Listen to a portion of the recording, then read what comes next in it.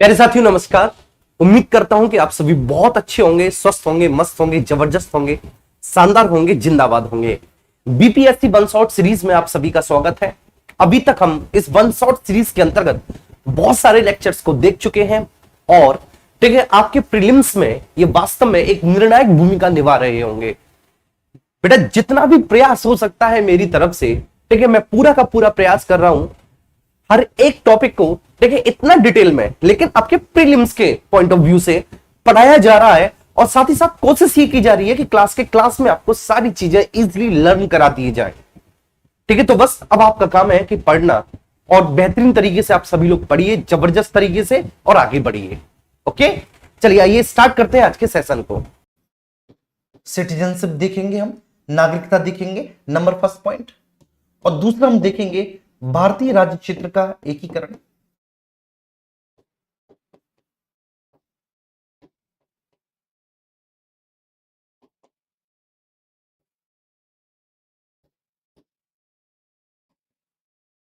भारतीय राज्य क्षेत्र का एकीकरण, ठीक है, इसे हम देखेंगे और इसको हम बहुत बेहतर तरीके से समझेंगे।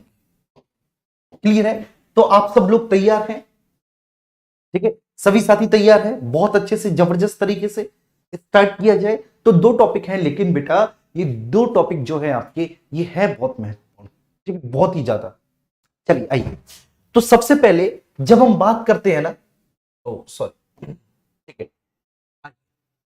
नागरिकता और भारतीय राज्य क्षेत्र का एकीकरण, तो सबसे पहले हम यहां पर ये टॉपिक जो बच्चे आज कवर होंगे, ठीक है, तो हम सबसे पहले डालते हैं नागरिकता, ठीक है, सिटीजनशिप, नागरिकता,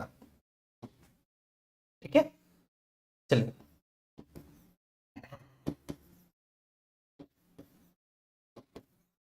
सिटीजनशिप। अब मैं आपको यह बताना चाहता हूं कि बच्चे देखो, नागरिकता जो है वह हमारे संविधान के पार्ट 2 में है। किसमें है? भाग 2 में। ठीक है, ये तो आप सबको पता ही होगा, यहां तक कोई इश्यू ही नहीं है कि नागरिकता भैया जी हमारे संविधान के भाग 2 में है, भाग 2 में, और ये आर्टिकल 5 से लेके 11 तक में है। ठीक है, कितने तक में है भैया? ये आर्टिकल 5 से लेके 11 तक में है, भारतीय संविधान के भाग 2 में है, और ये आर्टिकल 5 से लेके 11 तक में है। उम्मीद करता हूं कि ये बात आपको बहुत अच्छे से समझ में आ गई होगी। ठीक है, नंबर फर्स्ट पॉइंट भाग 2 में है, और नंबर सेकंड पॉइंट बच्चों ये आर्टिकल 5 से लेके 11 में। लेकिन हमने जो है सिंगल सिटीजनशिप को स्वीकार किया है। ठीक है, ध्यान रखना, हमने क्या, हमने एकल नागरिकता को बच्चों स्वीकार किया है। ठीक है, सिंगल सिटीजनशिप।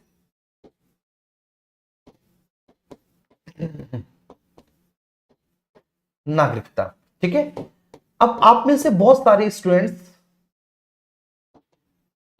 इस बात को लेके बहुत ज्यादा कंफ्यूज होते हैं कि सर सिंगल सिटीजनशिप और डुअल सिटीजनशिप, एकल और दोहरी नागरिकता में क्या अंतर होता है। ठीक है, चलिए, तो देखो, जब केंद्र के साथ साथ राज्यों की भी नागरिकता मिले तो उसको हम कहते हैं दोहरी नागरिकता। ठीक है, क्या, जब, ठीक है, दोहरी नागरिकता क्या है ये मैं आपको बता देता हूं। दोहरी नागरिकता क्या है ये मैं आपको समझाता हूं। नागरिकता क्या है? यह है बेटा कि जब आपको केंद्र के साथ साथ राज्यों की भी नागरिकता मिले, ठीक है, तो केंद्र की नागरिकता और केंद्र के साथ साथ आपको राज्यों की भी नागरिकता दी जाए तो इसको आप कहेंगे सर क्या, इसको आप कहेंगे दोहरी नागरिकता। ठीक है, जैसे ये दोहरी नागरिकता जो है ये आपके अमेरिका में है, ठीक है, यूनाइटेड स्टेट्स ऑफ अमेरिका में है। ठीक है, तो आमतौर पर बच्चे ये दोहरी नागरिकता होती है, ये संघात्मक शासन प्रणाली वाले देशों की पहचान होती है। ठीक है, तो जिन देशों में संघात्मक शासन प्रणाली पाई जाती है वास्तव में, ठीक है, उन देशों की पहचान होती है ये क्या, आपकी दोहरी नागरिकता। लेकिन हमारे यहां पर एकल नागरिकता का कॉन्सेप्ट है, और हमारे यहां पर ये जो एकल नागरिकता है ये हमने ब्रिटेन के संविधान से ग्रहण की है। कहां से सर? ब्रिटेन के संविधान से। ये बात आपको ध्यान रखनी है, ब्रिटेन के संविधान से ग्रहण किया, मतलब हमारे यहां पर केवल, ठीक है, केंद्र की नागरिकता है, राज्यों की कोई भी कैसी भी नागरिकता नहीं है। क्लियर है ये बात? यहां तक कोई इश्यू तो नहीं है। किसकी सर? केवल व केवल केंद्र की नागरिकता है, राज्यों की अपनी कोई नागरिकता नहीं है। और ये जो सिंगल सिटीजनशिप है, एकल नागरिकता का जो कॉन्सेप्ट है, ये हमने कहां से लिया है? ब्रिटेन के संविधान से लिया है। ठीक है, चलिए अब हमारे कॉन्स्टिट्यूशन में बच्चे जो नागरिकता है वो आर्टिकल 5 से लेकर 11 में है, भाग 2 में है। जो नागरिकता है, ठीक है, नागरिकता का प्रावधान भारतीय संविधान के भाग 2 में किया गया है और आर्टिकल 5 से लेके 11 में किया गया है। ठीक है, तो भाग 2 में और आर्टिकल 5 से 11 में। अब देखो बच्चे, हम इसको जो है ना दो भागों में क्लासिफाइड करेंगे। ठीक है, एक तरफ तो आर्टिकल 5 से लेके 8 और दूसरी तरफ 9 से लेके 11। तो एक तरफ तो आर्टिकल 5 से 8, ठीक है, 5 से 8, और दूसरी तरफ जो है वो आर्टिकल 9 से लेके 11। ठीक है, हम इसको दो भागों में फर्दर क्लासिफाइड करते हैं। अब ये वाला जो है ना आर्टिकल 5 से लेके 8 जो है, ये बोलता है कि जब हमारे देश का संविधान लागू हुआ था, ठीक है, तो संविधान के लागू होने के समय किस किस को भारत का नागरिक माना जाएगा या किस किस को भारत की नागरिकता दी जाएगी। ठीक है, तो ये वाला जो है ना 5 से 8, ये क्या कहता है कि भारतीय संविधान के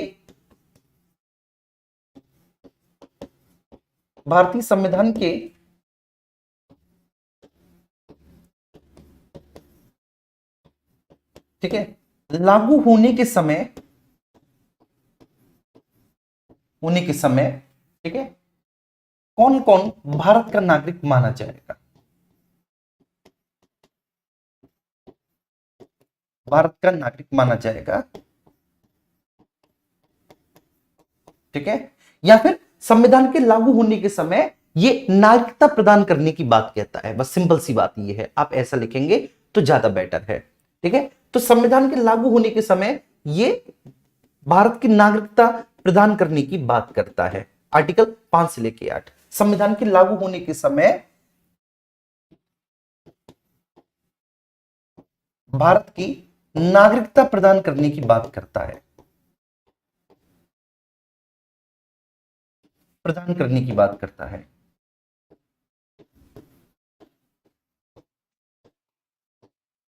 बात कही गई है इसमें।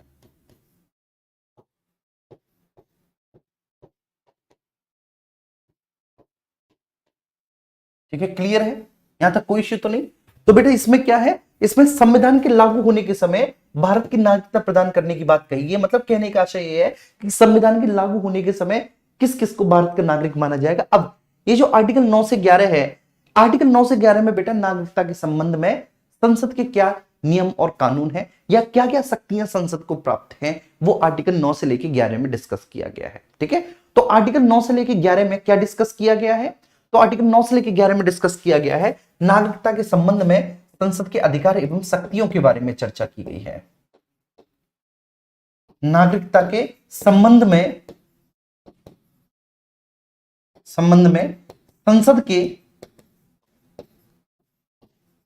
संसद के अधिकार एवं शक्तियों के बारे में चर्चा की गई है।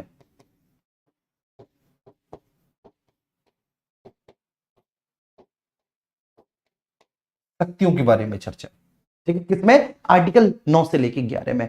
तो आर्टिकल 9 से 11 में नागरिकता के संबंध में संसद के क्या क्या अधिकार और शक्तियां हैं, तो संसद के अधिकार और शक्तियों के बारे में चर्चा है। और जब संविधान लागू हुआ था तो संविधान लागू होने के समय किस किस को भारत का नागरिक माना जाएगा, किस आधार पर माना जाएगा, मतलब किस किस को किस आधार पर भारत की नागरिकता दी जाएगी, इसका उल्लेख आर्टिकल 5 से लेके 8 में किया गया है।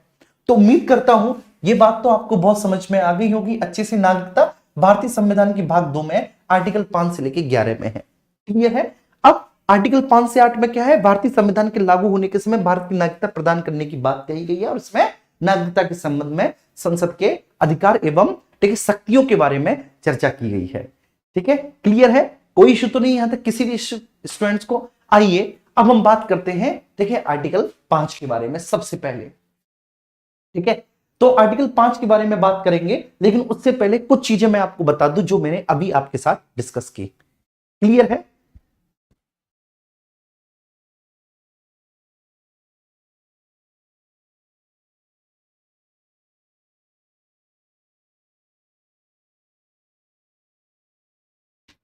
क्लियर है, यहां तक कोई इशू तो नहीं। आइए अब इसके बाद बच्चों देखो, जो मैंने अभी आपके सामने डिस्कस किया सॉरी, वो यहां पे लिखा हुआ है पूरा, आप देख पा रहे हैं। नागरिकता, नागरिकता जो है वह भारतीय संविधान के भाग 2 में है। नागरिकता जो है वह नागरिकता भारतीय संविधान के भाग 2 में है और आर्टिकल 5 से लेकर 11 में है। नागरिकता का उल्लेख भारतीय संविधान के भाग 2 में किया गया है और आर्टिकल 5 से लेकर 11 में किया गया है। देखिए हमने एकल नागरिकता को, एकल नागरिकता बोली तो बेटा सिंगल सिटीजनशिप को हमने स्वीकार किया है। किसको? सिंगल सिटीजनशिप को। केवल भारत संघ की नागरिकता है, राज्यों या प्रांतों की कोई नागरिकता नहीं है। देखिए यहां पर लिखा गया है citizenship of the union of the India only, no citizenship of states और प्रोविंसेस। ठीक है, राज्य और प्रांतों की कोई नागरिकता नहीं है, केवल बेटा किसकी है? भारत संघ की नागरिकता प्रदान की गई है, राज्यों और प्रांतों की किसी भी प्रकार की कोई नागरिकता नहीं दी गई। एकल नागरिकता का जो विचार है, ठीक है, the idea of single citizenship was taken from the constitution of Britain, जो मैं आपको बता चुका हूं। एकल नागरिकता का विचार हमने कहां से लिया है? एकल नागरिकता का विचार ब्रिटेन के संविधान से लिया है। ठीक है, अच्छा अब ये आर्टिकल 5 से 11 में आपको पता है बच्चे नागरिकता के बारे में चर्चा की गई है। अभी जो आर्टिकल 5 से 8 है, ये आर्टिकल 5 से 8 डिस्कस करता है discussion of the conditions related to who will become citizens of the India at the time of the implementation of the constitution. मतलब ये बोलता है कि संविधान के लागू होने के समय कौन कौन भारत के नागरिक बनेंगे, उनसे संबंधित शर्तों की चर्चा की गई है।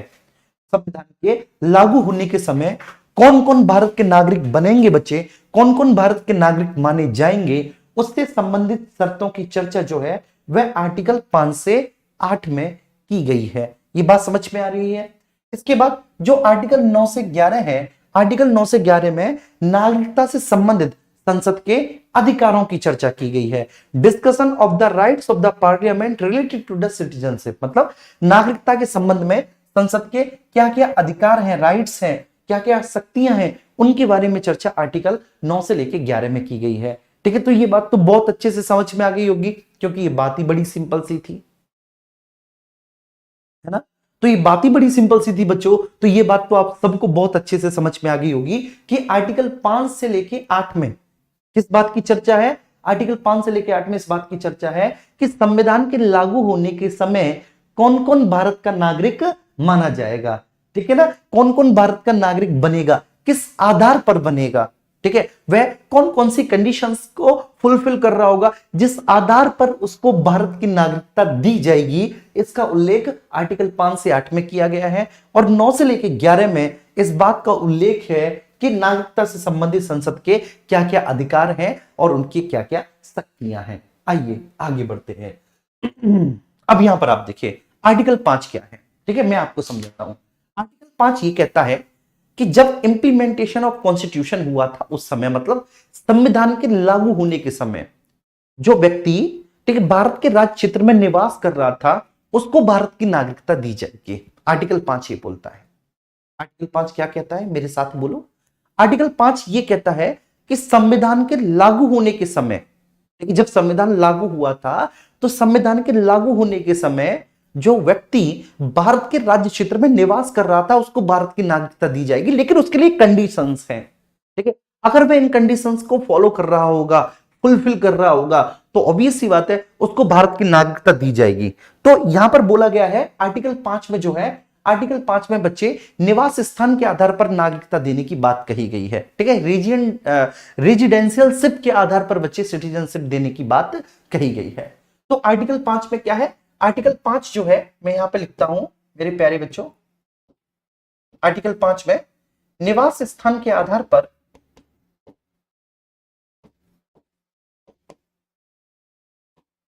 निवास स्थान के आधार पर नागरिकता देने की बात कही गई है।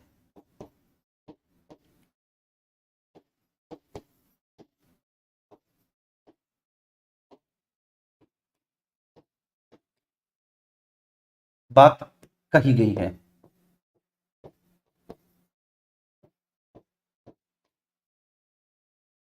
किसमें सर? बोलो बेटा किसमें की गई है? आर्टिकल 5 में। ठीक है, तो आर्टिकल 5 में बोला गया है निवास स्थान के आधार पर, ठीक है, भारत का नागरिक माना जाएगा। चलिए अब यहां पर देखेंगे आप, आर्टिकल 5 कहता है कि संविधान के लागू होने के समय, ठीक है, जो व्यक्ति भारत के राज्य क्षेत्र में निवास कर रहा था उसको भारत की नागरिकता मिलेंगी, लेकिन कंडीशंस हैं। Citizenship of India by virtue of residence in the territory of India at the time of the constitution comes into force. ठीक है, तो जब, ठीक है, संविधान लागू हुआ, ठीक है ना, तो उस समय जो भारत के राज्य क्षेत्र में निवास कर रहा था उसको हम निवास स्थान के आधार पर भारत की नागरिकता देंगे, लेकिन वह इन तीन में से कोई एक शर्त फुलफिल करता हो। लेकिन बच्चे क्या, लेकिन वह इन तीन में से कोई एक शर्त पूरी करता हो। सबसे पहले उसका जन्म ही भारत के राज्य क्षेत्र में हुआ हो। He must have been born in the territory of India। बात समझ में आ रही है? उसका जन्म ही भारत के राज्य क्षेत्र में हुआ हो। देखिए सबसे पहली कंडीशन ये है, ठीक है, अगर वह इसको फुलफिल कर रहा है और जब संविधान लागू हुआ था और वह भारत के राज्य क्षेत्र में ही रह रहा था तो उसको भारत की नागरिकता मिल जाएगी। जैसे सपोज दैट मैं दिग्विजय, ठीक है, मैं आपको थोड़ा सा नया लड़का लग रहा हूँ, लेकिन सपोज दैट मान के चलिए कि मैं बहुत बूढ़ा बुढ़ाऊ व्यक्ति हूं। जब संविधान लागू हुआ था तो उस समय वो भारत के राज्य क्षेत्र में रह रहा था। मैं अपनी बात कर रहा हूं कि जब इंप्लीमेंटेशन ऑफ कॉन्स्टिट्यूशन हुआ था, मतलब, ठीक है, जब आपका कॉन्स्टिट्यूशन बच्चे जो है ना, ठीक है ना, वो लागू हुआ, ठीक है, तो संविधान के लागू होने के समय मैं भारत के राज्य क्षेत्र में निवास कर रहा था। ठीक है, तो इस आधार पर मैं आर्टिकल 5 को वेस बनाते हुए अपनी नागरिकता लेने चला जाऊंगा कि साहब मुझको भारत की नागरिकता दो, क्योंकि जब आपका संविधान लागू हुआ है, ठीक है, तो आपके संविधान के लागू होने के समय मैं भारत के राज्य क्षेत्र में निवास कर रहा हूं। सपोज दैट, ठीक है, कि मैं आगरा में रह रहा था। ठीक है, जब संविधान क्या हुआ था, जब बच्चे आपका कॉन्स्टिट्यूशन कम्स इनटू फोर्स, जब आपका संविधान लागू हुआ था तब मैं आगरा में रह रहा था, तो आगरा भारत के राज्य क्षेत्र के अंदर ही आता है। और मैं चला गया कि साहब मुझको नागरिकता दो, तो जो नागरिकता देने वाला अधिकारी होगा वो मुझसे, ठीक है, तीन बातें पूछेगा। सबसे पहले वो मुझसे ये पूछेगा कि क्या आपका जन्म भारत के राज्य क्षेत्र में ही हुआ है? मैंने कहा नहीं, मेरा जन्म तो इंडियन टेरिटोरी में नहीं हुआ, भारत के राज्य क्षेत्र में नहीं हुआ। ठीक है, मेरा जन्म भारत के राज्य क्षेत्र में नहीं हुआ। क्यों नहीं हुआ मेरा जन्म भारत के राज्य क्षेत्र में? कोई भी एक्स रीजन हो सकता है, उस वजह से नहीं हुआ। फिर वो मुझसे दूसरी बात पूछेंगे, चलो कोई बात नहीं, आपका नहीं तो आपके, ठीक है, माता पिता में से किसी एक का जन्म तो भारत में हुआ हो। बात समझ में आ रही है? अगर आपका नहीं हुआ तो आपके पेरेंट्स में से किसी एक का जन्म तो भारत के राज्य क्षेत्र में हुआ हो। तो मैंने कहा कि नहीं नहीं, मेरे माता पिता में से भी किसी भी एक का जन्म भारत के राज्य क्षेत्र में नहीं हुआ, लेकिन उसके बावजूद भी मेरे पास तीसरा ऑप्शन अवेलेबल है। अगर ये दो ऑप्शंस मैंने बच्चे जो है ना, इन दो कंडीशंस को मैंने फुलफिल नहीं किया तो डोंट वरी, उसके बावजूद भी मेरे पास तीसरा ऑप्शन अवेलेबल है। और वो क्या, कि संविधान के लागू होने के कम से कम 5 वर्ष पहले से आप भारत के राज्य क्षेत्र में रह रहे थे। मैंने की हाँ, ठीक, जब संविधान लागू हुआ था तो मैं उसके कम से कम 5 वर्ष पहले से, ठीक है, भारत के राज्य क्षेत्र में निवास कर रहा था। मिनिमम 5 वर्ष पहले से, मैक्सिमम कितना भी हो सकता है, लेकिन मिनिमम 5 वर्ष पहले से आप भारत के राज्य क्षेत्र में निवास कर रहे थे। तो मुझे इस आधार पर भारत की नागरिकता मिल जाएगी, क्योंकि मैं तीसरी कंडीशंस को फुलफिल करता हूं। क्योंकि मैं तीसरी कंडीशंस को फुलफिल करता हूं तो मुझे इस आधार पर भारत की नागरिकता मिल जाएगी। तो सबसे पहले, ठीक है, तो ये बात क्लियर हो गई। अगर, ठीक है, संविधान लागू हुआ है तो संविधान के लागू होने के समय, लेकिन ये आर्टिकल 5 बच्चे, ठीक है, उस समय उन लोगों को नागरिकता देने की बात करता है। ये जो आर्टिकल 5 है, ये आर्टिकल 5 बच्चे उस समय उन लोगों को भारत की नागरिकता देने की बात करता है जो संविधान के लागू होने के समय भारत के राज्य क्षेत्र में, ठीक है, निवास कर रहे थे। ठीक है, जैसे मैं ठीक है, मैंने एग्जांपल दिया ना कि जैसे कि मैं जो है, मैं संविधान के लागू होने के समय भारत के राज्य क्षेत्र में निवास कर रहा था, तो वो मुझे नागरिकता देने की बात करेगा। लेकिन, ठीक है, ये मेरी, ठीक है बच्चे, अब सबसे बड़ी बात क्या है कि मुझे जो ना इन तीनों में से किसी एक कंडीशंस को फुलफिल करना होगा। या तो, ठीक है, मैं भारत के राज्य क्षेत्र में ही जन्मा हूं, या फिर मैं नहीं तो मेरे माता पिता में से कोई एक जन्मा हो। ठीक है, और अगर, ठीक है बच्चे, मेरे माता पिता भी नहीं जन्मे तो मैं संविधान के लागू होने के कम से कम 5 वर्ष पहले से भारत में निवास कर रहा हूं। मैं संविधान के लागू होने के कम से कम 5 साल पहले से भारत में क्या कर रहा हूं बेटा, निवास कर रहा हूं। ये आर्टिकल 5 है। अब नेक्स्ट आर्टिकल 6 पे आते हैं बच्चे। आर्टिकल 6 उन लोगों को नागरिकता देने की बात करता है जो पाकिस्तान से भारत आए हैं। क्लियर है? तो आर्टिकल 6 जो है, आर्टिकल 6 उन लोगों को नागरिकता देने की बात कर रहा है जो अब पाकिस्तान से भारत आ चुके हैं और भारत आने के बाद वो भारत की नागरिकता की डिमांड कर रहे हैं, तो उनको नागरिकता कैसे मिलेगी? तो जो ये आर्टिकल 6 है, आर्टिकल 6 में पाकिस्तान से भारत आने वालों के लिए, तो इसमें एक डेट पकड़ लो, 19 जुलाई 1948। ठीक है, अगर कोई भी व्यक्ति पाकिस्तान से भारत आया है, जैसे एक्स पर्सन है, कोई भी एक्स पर्सन पाकिस्तान से भारत आया, तो अगर बच्चे वह 19 जुलाई 1948 से पहले ही पाकिस्तान से भारत आ गया है, ठीक है, अगर वह इस डेट से पहले, किस डेट से, 19 जुलाई 1948, अगर वह 19 जुलाई 1948 से पहले ही कहां से, पाकिस्तान से भारत आ गया है, ठीक है, तो उसे भारत की नागरिकता दे दी जाएगी। थोड़ी बहुत, ठीक है, फॉर्मेलिटीज होंगी और बड़ी आसानी से उसको भारत की नागरिकता मिल जाएगी। Indian citizenship will be given easily. ठीक है, कोई ज्यादा बच्चे फॉर्मेलिटीज नहीं है, थोड़ी बहुत छोटी मोटी फॉर्मेलिटीज हैं। अगर वह व्यक्ति 19 जुलाई 1948 से पहले ही पाकिस्तान से भारत आ गया है तो। क्लियर है? यहां तक कोई इशू तो नहीं होगा। अगर 19 जुलाई 1948 से पहले ही अगर आप पाकिस्तान से भारत आ गए हैं तो 19 जुलाई 1948 से पहले पाकिस्तान से भारत आने वालों के लिए बड़ी इजीली बच्चे भारत की नागरिकता मिल जाएगी। लेकिन तब क्या होगा जब आप 19 जुलाई 1948 के बाद आए हैं पाकिस्तान से भारत। ठीक है, तब क्या होगा जब आप 19 जुलाई 1948 के बाद आए हैं, कहां से, पाकिस्तान से भारत। तो अगर ऐसा है तो फिर कैसा होगा, है कि नहीं? तो बच्चे कोई बात नहीं, परेशान होने की जरूरत नहीं है। अगर आप 19 जुलाई 1948 के बाद भारत आए हैं, ठीक है, पाकिस्तान से, तो आप रजिस्ट्रार ऑफिस जाएंगे। ठीक है, और रजिस्ट्रार ऑफिस जाने के बाद बच्चे आपको अपना रजिस्ट्रेशन करवाना पड़ेगा। ठीक है, वहां पर अपना नाम, पता, पहचान वगैरह वो सारे सब कुछ जो है ना बच्चे आपको वहां पर, ठीक है, अपनी देनी पड़ेगी। जो भी वहां पर रजिस्ट्रेशन के दौरान आपसे पूछा जाएगा, जो भी आपसे मांगा जाएगा, जो भी डॉक्यूमेंटेशन वगैरह होगा, वो बच्चे जो है ना आपको अपना करवाना पड़ेगा। तो पहले आपको रजिस्टर ऑफिस जाना होगा और रजिस्टर ऑफिस जाने के बाद आपको रजिस्ट्रेशन के लिए अप्लाई करना होगा। जब आपका रजिस्ट्रेशन हो जाएगा तो रजिस्ट्रेशन हो जाने के मिनिमम 6 महीने तक भारत में आपको रहना होगा। ठीक है, लगातार, कंटिन्यूसली। ठीक है, तो 6 महीने तक आपको भारत में रहना होगा और 6 महीने भारत में रहने के बाद फिर आपको जो है ना बच्चे भारत की नागरिकता मिल जाएगी, क्योंकि इस 6 महीने के दौरान आपकी एक्टिविटी पर, ठीक है, नजर रहेगी बेसिकली। तो वो सारी चीजें जो है ना, तो ये यहां पर जो है ना थोड़ा सा बच्चे टफ प्रोसेस हो जाती है कि पहले रजिस्ट्रार ऑफिस जाकर रजिस्ट्रेशन करवाना पड़ेगा, फिर मिनिमम 6 महीने तक आपको भारत में रहना होगा, उसके बाद रजिस्ट्रार आपको भारत की नागरिकता दे देगा। ठीक है, कोई बहुत बड़ा इश्यू नहीं है। तो will have to go to the registrar office and get the registration done. After that, you have to stay in India for minimum 6 months. After that, the registrar will grant you the citizenship. बस simple सी process है। Clear हुआ?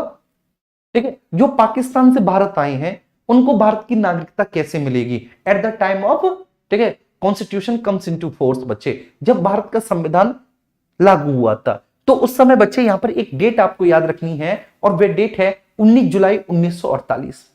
ठीक है, वह date कौन सी है? वह date है 19 जुलाई 1948। बस अगर 19 जुलाई 1948 से पहले ही आप पाकिस्तान से भारत आ गए हैं तो मिनिमम फॉर्मेलिटीज के साथ आपको भारत की नागरिकता मिल जाएगी। आपको कुछ भी ऐसा नहीं करना पड़ेगा, ठीक है, कि कुछ उसके लिए कोई कंडीशंस वगैरह अप्लाई नहीं है।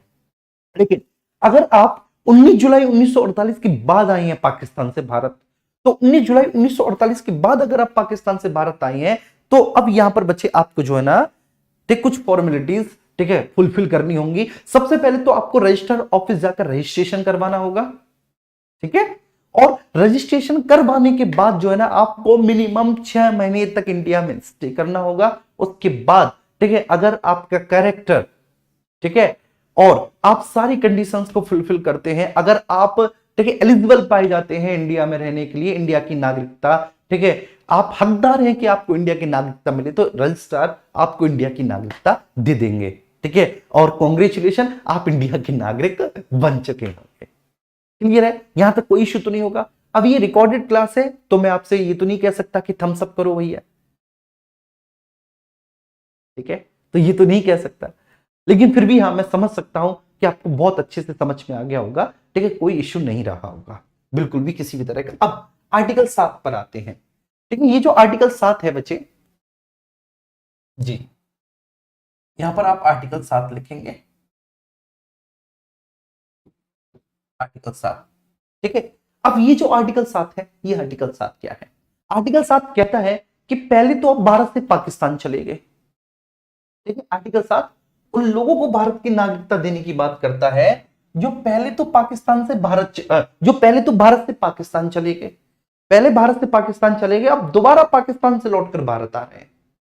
ठीक है, जबकि आर्टिकल 6 उन लोगों को भारत की नागरिकता दे रहा था जो, ठीक है ना, भारत के स्वतंत्र होने से पहले, या फिर आप कह सकते हैं बेसिकली कि पाकिस्तान के बनने से पहले जो, ठीक है, उस टेरिटोरी में रहते थे जो आज पाकिस्तान का हिस्सा बन चुका है।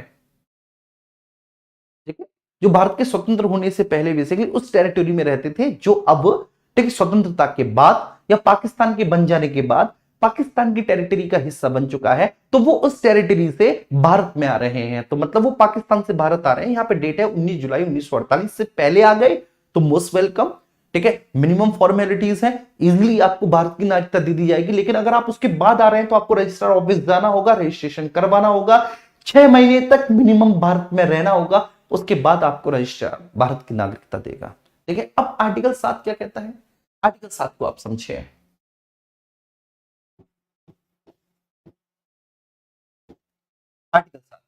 आर्टिकल 7 बोलता है कि पहले, ठीक है, भारत से पाकिस्तान को जाने वाले, तो ये बोलता है पहले भारत से, पहले भारत से पाकिस्तान को जाने वाले,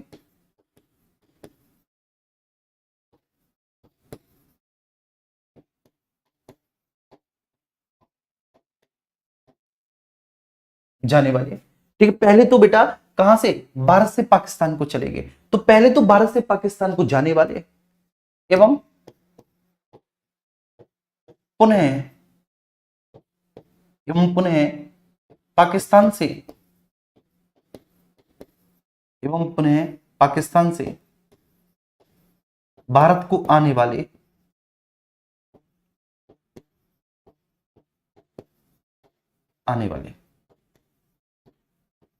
ठीक है, पुनः पाकिस्तान से बेटा किसको? पाकिस्तान से भारत को आने वाले लोगों के लिए नागरिकता, लोगों के लिए नागरिकता।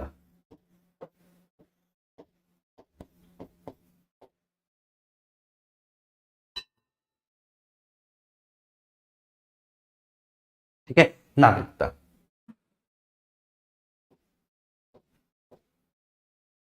क्लियर है? तो पहले तो आप भारत से पाकिस्तान चले गए। ठीक है, पहले तो आप भारत से पाकिस्तान चले गए, ठीक है, और अब आप दोबारा पाकिस्तान से भारत लौट कर आ रहे हैं। तो ऐसे लोगों के लिए भारत की नागरिकता प्रदान करने की बात कही गई है, किसमें? आर्टिकल 7 में। ठीक है, तो आर्टिकल 7 के लिए बच्चे आप एक डेट याद रखेंगे, 1 मार्च 1947। जो 1 मार्च 1947 से पहले ही भारत से पाकिस्तान चले गए थे, जो 1 मार्च 1947 से पहले ही भारत से पाकिस्तान चले गए थे, ठीक है, तो उनको बड़े इजीली सामान्य रूप से भारत की नागरिकता दे दी जाएगी। ठीक है, before 1 March 1947 will be given citizenship of India.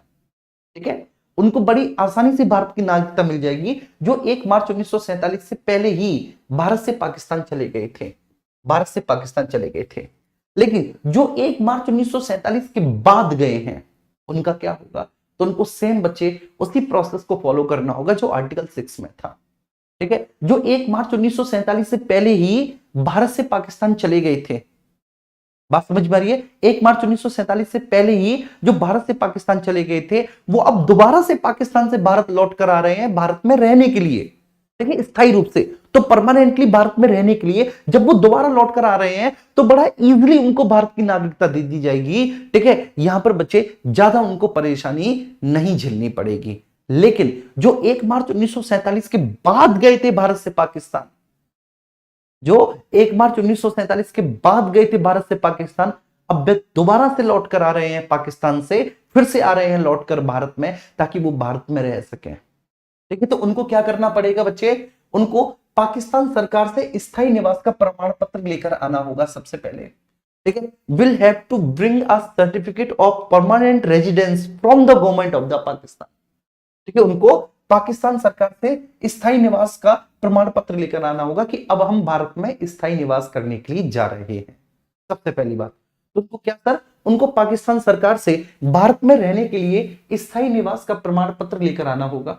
ठीक है ना, चलिए, तो पाकिस्तान सरकार से स्थायी निवास का प्रमाण पत्र लेकर आना होगा, नंबर फर्स्ट पॉइंट बचे। दूसरा, भारत में रजिस्टर ऑफिस जाकर उनको आवेदन करना होगा। भारत में वो रजिस्टर ऑफिस जाएंगे और रजिस्टर ऑफिस जाने के बाद बच्चों, application has to be made by going to the register office in India, और उसके बाद न्यूनतम 6 महीने तक बेटा भारत में रहेंगे और उसके बाद उनको भारत की नागरिकता दे दी जाएगी। तो इतना सब कुछ करना होना है। देखो, उन्हें पाकिस्तान सरकार से स्थायी निवास का प्रमाण पत्र लेकर आना होगा। जब वे पाकिस्तान सरकार से स्थायी निवास का प्रमाण पत्र लेकर आएंगे तो भारत में बच्चे वो रजिस्टर ऑफिस के पास जाएंगे, रजिस्टर ऑफिस में जाएंगे, रजिस्टर ऑफिस में जाकर रजिस्ट्रेशन के लिए अप्लाई करेंगे। रजिस्ट्रेशन के लिए अप्लाई करने के बाद बेटा उनको 6 महीने तक भारत में रहना होगा। ठीक है, रजिस्ट्रेशन अप्लाई करने के बाद उनको कितना, उनको 6 महीने तक भारत में रहना होगा और 6 महीने तक रहने के बाद फिर उनको भारत की नागरिकता दे दी जाएगी। बड़ा सिंपल है, 6 महीने रहने के बाद उनको भारत की नागरिकता दी जाएगी। अब बच्चे जो आर्टिकल 8 है, आर्टिकल 8 ठीक है क्या कहता है, आर्टिकल 8 ये कहता है कि जब संविधान लागू हुआ था, ठीक है, तो वो भारत के राज्य क्षेत्र के बाहर निवास कर रहे थे। आर्टिकल 8 ये बोलता है, थैंक यू बेटा। आर्टिकल 8 क्या बोलता है, आर्टिकल 8 इतनी सी बात बोलता है कि सर जब संविधान लागू हुआ था तो संविधान के लागू होने के समय वो भारत के राज्य क्षेत्र के बाहर निवास कर रहे थे। तो ऐसे लोगों को भारत की नागरिकता कैसे मिले, क्योंकि आर्टिकल 5 में तो उन लोगों को नागरिकता देने की बात कही जा रही है जो संविधान के लागू होने के समय भारत के राज्य क्षेत्र में निवास कर रहे थे। तो या तो उनका जन्म भारत में हुआ हो, उनके माता पिता में से किसी एक का हुआ हो, या ठीक है संविधान के लागू होने के कम से कम 5 वर्ष पहले से वो भारत में आकर ठीक है रह रहे हो, निवास कर रहे हो, तो उनको भारत की नागरिकता दी जाएगी। आर्टिकल 6 उनको नागरिकता देता है जो पाकिस्तान की टेरिटोरी से इंडिया में आए हैं ठीक है रहने के लिए, तो आर्टिकल 6 उनको नागरिकता देने की बात करता है। आर्टिकल 7 उनको नागरिकता देने की बात करता है जो पहले तो भारत से पाकिस्तान चले गए, अब बच्चे पाकिस्तान से भारत आ रहे हैं तो उनको भारत पाकिस्तान सरकार से स्थायी निवास का प्रमाण पत्र लेकर आना होगा, उन लोगों को नागरिकता मिल जाएगी। लेकिन आर्टिकल 8 जो है वो इन सबसे अलग है।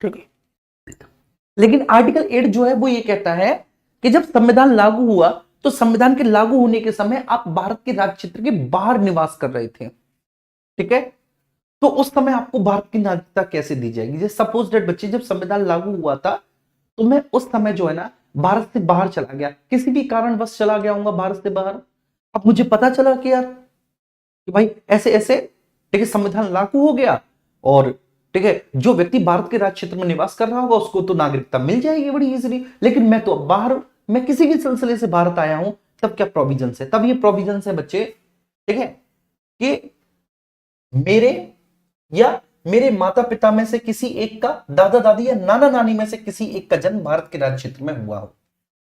बात समझ में आ रही है, या तो मेरा ठीक है, या तो मेरा बेटा मैं फास्ट हूं ठीक है, और ठीक है सबसे पहले तो मैं आपको बताना चाहूंगा कि मैं फास्ट हूं पूरे 9 दिन का, और ये जो क्लास मैं आपकी रिकॉर्ड कर रहा हूं ठीक है इस समय बजे हुए हैं रात के 1, रात के 1 बजे मैं आपकी क्लास से रिकॉर्ड कर रहा हूं ठीक है, अभी शुरुआत है, 3 बजे तक बड़ी इजीली बच्चों ये क्लास आपकी जाएगी ठीक है, और आपकी इस क्लास के रिकॉर्ड करने से पहले मैं 7-8 घंटे पढ़ा चुका हूं ठीक है, तो इसलिए मैं चाय पी रहा हूं ठीक है, तो आप मुझे चाय पीने की अनुमति देंगे ठीक है, ऐसी मैं आप सब लोगों से उम्मीद करता हूं।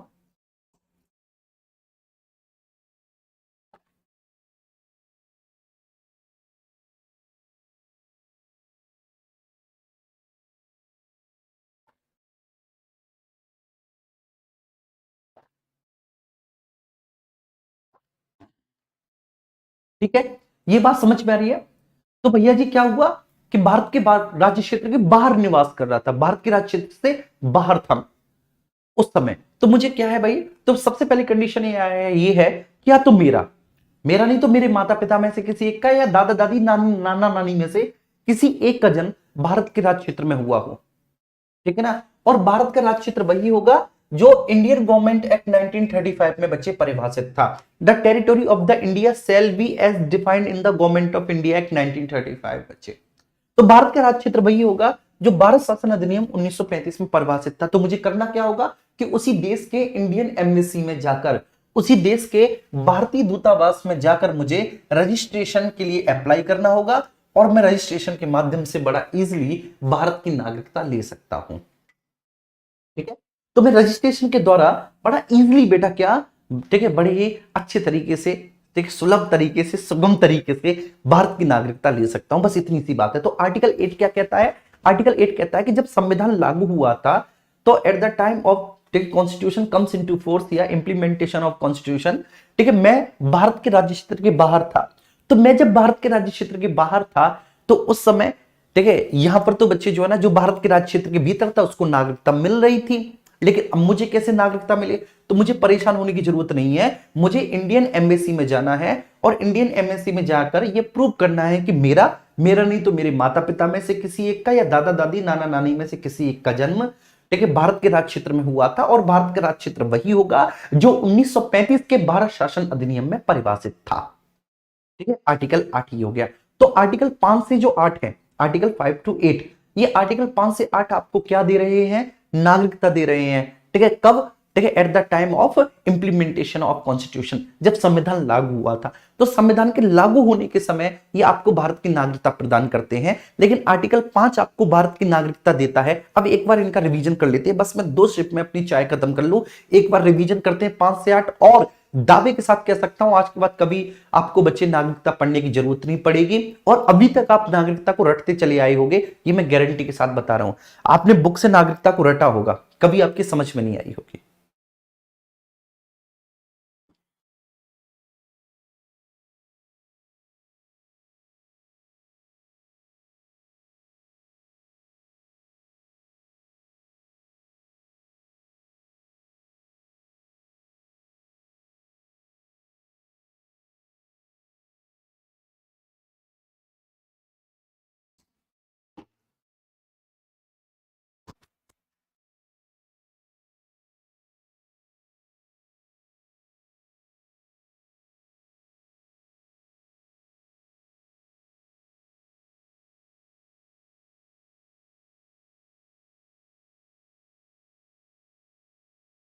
क्लियर है?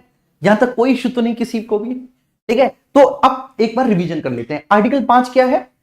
आर्टिकल 5 कहता है कि संविधान के लागू होने के समय जो भारत के राज्य क्षेत्र में निवास कर रहा था, ठीक है, जो उस समय बच्चों, ठीक है ना, भारत के राज्य क्षेत्र में रह रहा था, उसको भारत की नागरिकता हम देंगे। किस आधार पर देंगे? कि अगर वह इन 3 में से कोई एक कंडीशन को फुलफिल कर रहा होगा। यदि उसका जन्म भारत के राज्य क्षेत्र में हुआ हो, उसका नहीं तो उसके माता पिता में से किसी एक का हुआ हो, या फिर अगर उसके माता पिता में से भी किसी एक का नहीं हुआ, तो संविधान के लागू होने के कम से कम 5 साल पहले से आकर वह भारत में रह रहा हो। ठीक है, संविधान के लागू होने के कम से कम 5 साल पहले से आकर बच्चे वो भारत के राज्य क्षेत्र में निवास कर रहा हो। आर्टिकल 5 तो ये कहता है।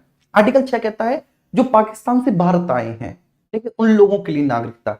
अगर वे 19 जुलाई 1948 से पहले ही पाकिस्तान से भारत आ गए तो बहुत इजीली उनको भारत की नागरिकता मिल जाएगी।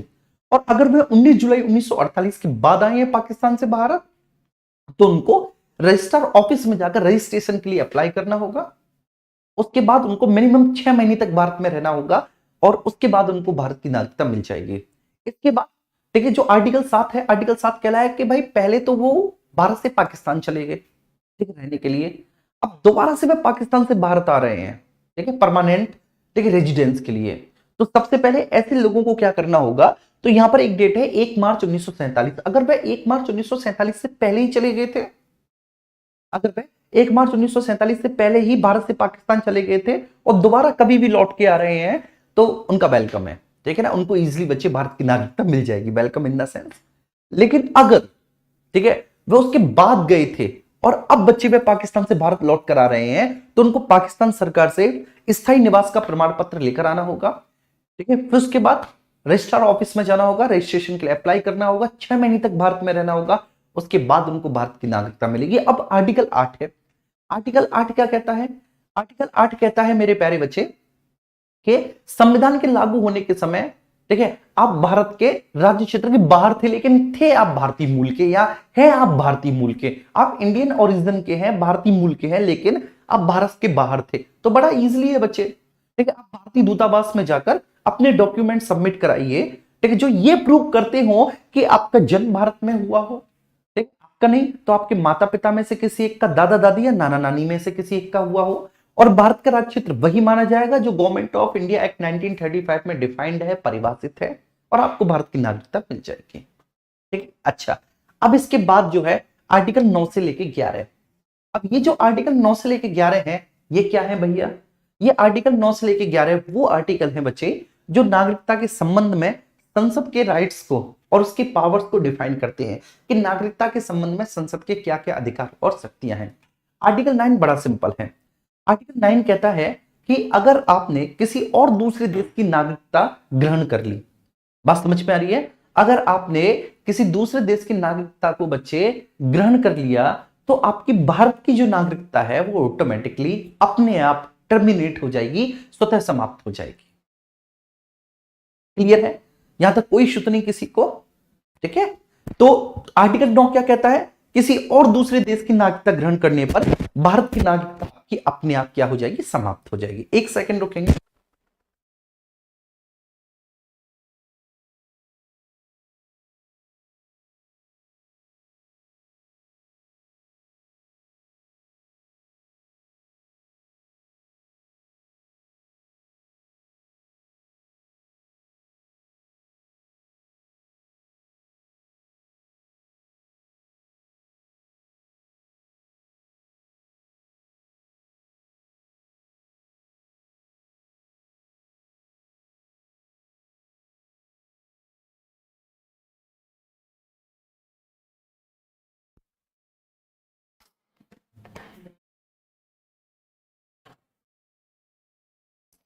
चलिए ठीक है, तो ये बात क्लियर है। आर्टिकल 9 क्या कहता है?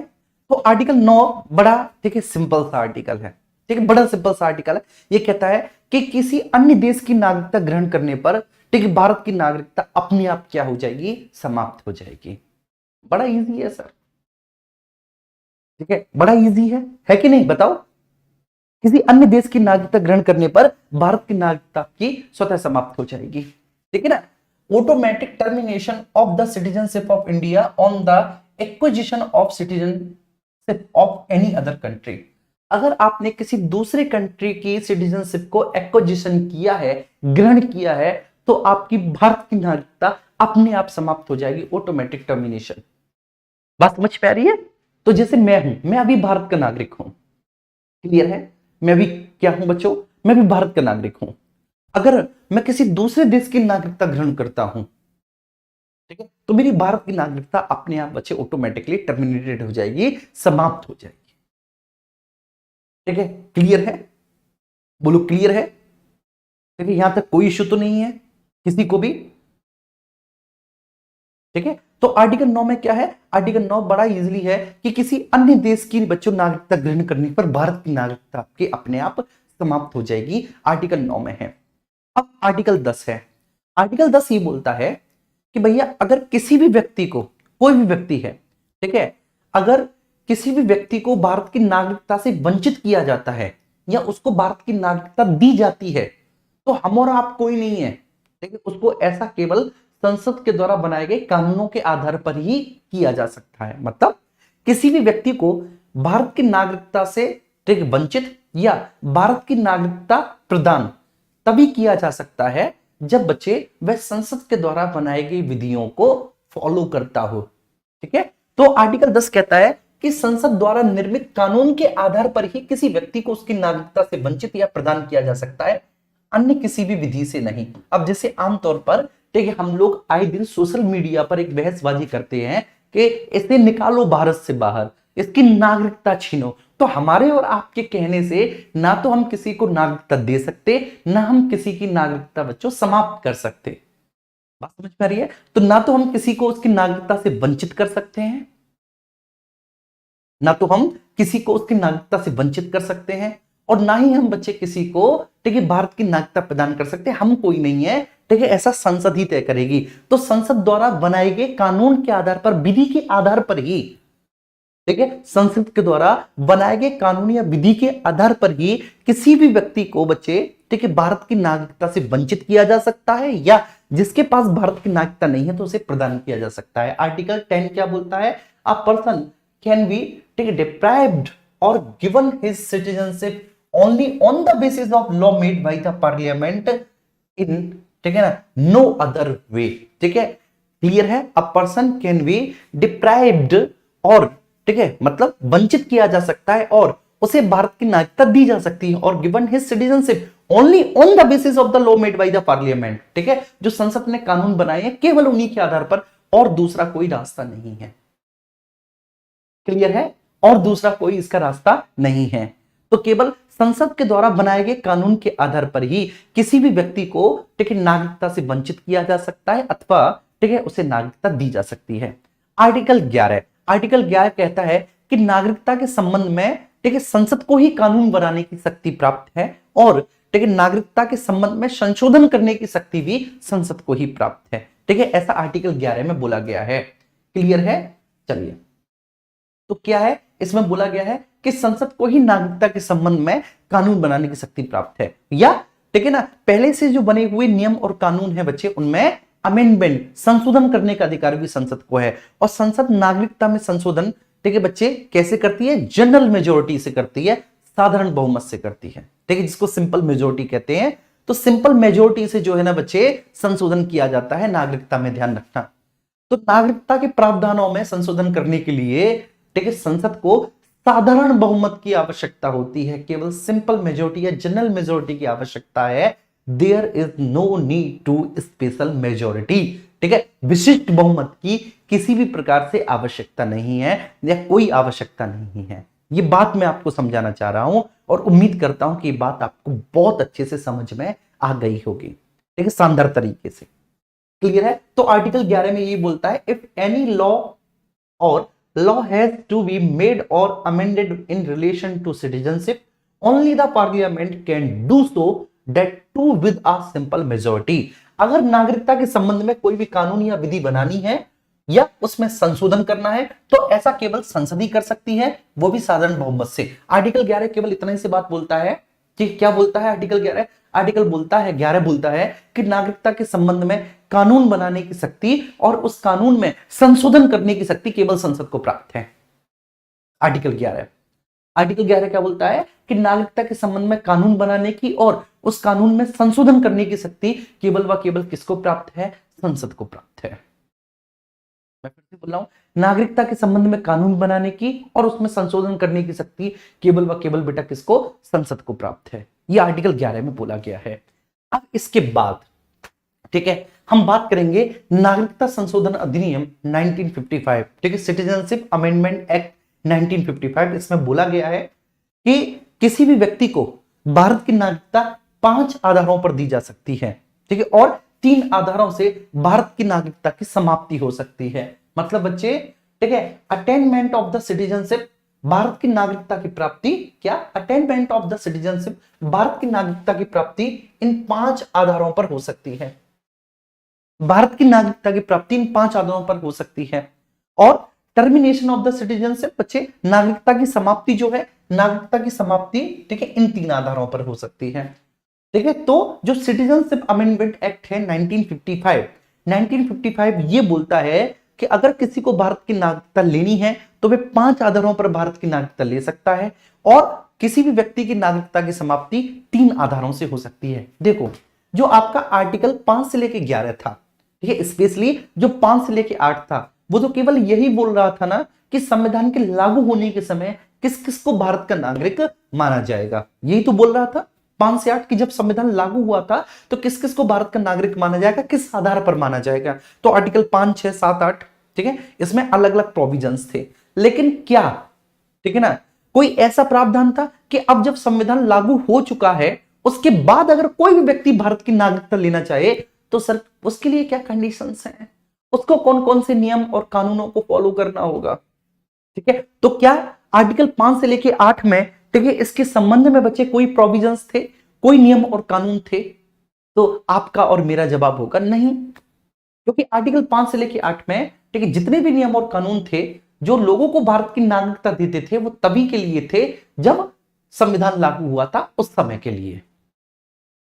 ठीक है, और अगर हम 9 से 11 देखें तो 9 से 11 में संसद के अधिकार और कर्तव्य हैं, संसद के अधिकार और शक्तियां हैं नागरिकता के संबंध में। जैसे आर्टिकल 9 क्या है, एक बार रिवीजन कर लेते हैं। ठीक है, एक बार इसको रिकॉल कर लेते हैं आर्टिकल 9 को। जी, आर्टिकल 9 क्या है? तो आर्टिकल 9 बोलता है कि अगर कोई भी व्यक्ति जो भारत का नागरिक है वह किसी दूसरे देश की नागरिकता ग्रहण कर लेता है तो उसकी भारत की नागरिकता अपने आप समाप्त हो जाएगी। ठीक है, कोई भी व्यक्ति जो भारत का नागरिक है वह किसी दूसरे देश की नागरिकता ग्रहण कर लेता है तो उसकी भारत की नागरिकता क्या होगी? उसकी भारत की नागरिकता अपने आप समाप्त हो जाएगी। मेरी बात समझ में आ रही है? आर्टिकल 10 क्या है? आर्टिकल 10 है कि किसी भी व्यक्ति को भारत की नागरिकता से वंचित, ठीक है, या फिर, ठीक है, उसको भारत की नागरिकता संसद के द्वारा बनाई गई विधि के आधार पर ही दी जा सकती है। मतलब अगर किसी व्यक्ति की नागरिकता की समाप्ति होनी है तो वह संसद के द्वारा बनाई गई विधि के आधार पर ही होगी, या उसको भारत की नागरिकता देनी है तो वो भी संसद के द्वारा बनाई गई विधि के आधार पर ही होगी, अन्य किसी और आधार से नहीं हो सकती। और आर्टिकल 11 जो है वो ये कहता है कि नागरिकता के संबंध में कोई भी नियम या कानून बनाना या पहले से निर्मित किसी भी कानून में संशोधन करने का अधिकार केवल पार्लियामेंट को है, संसद को है, संसद के अलावा बाबू और किसी को नहीं है।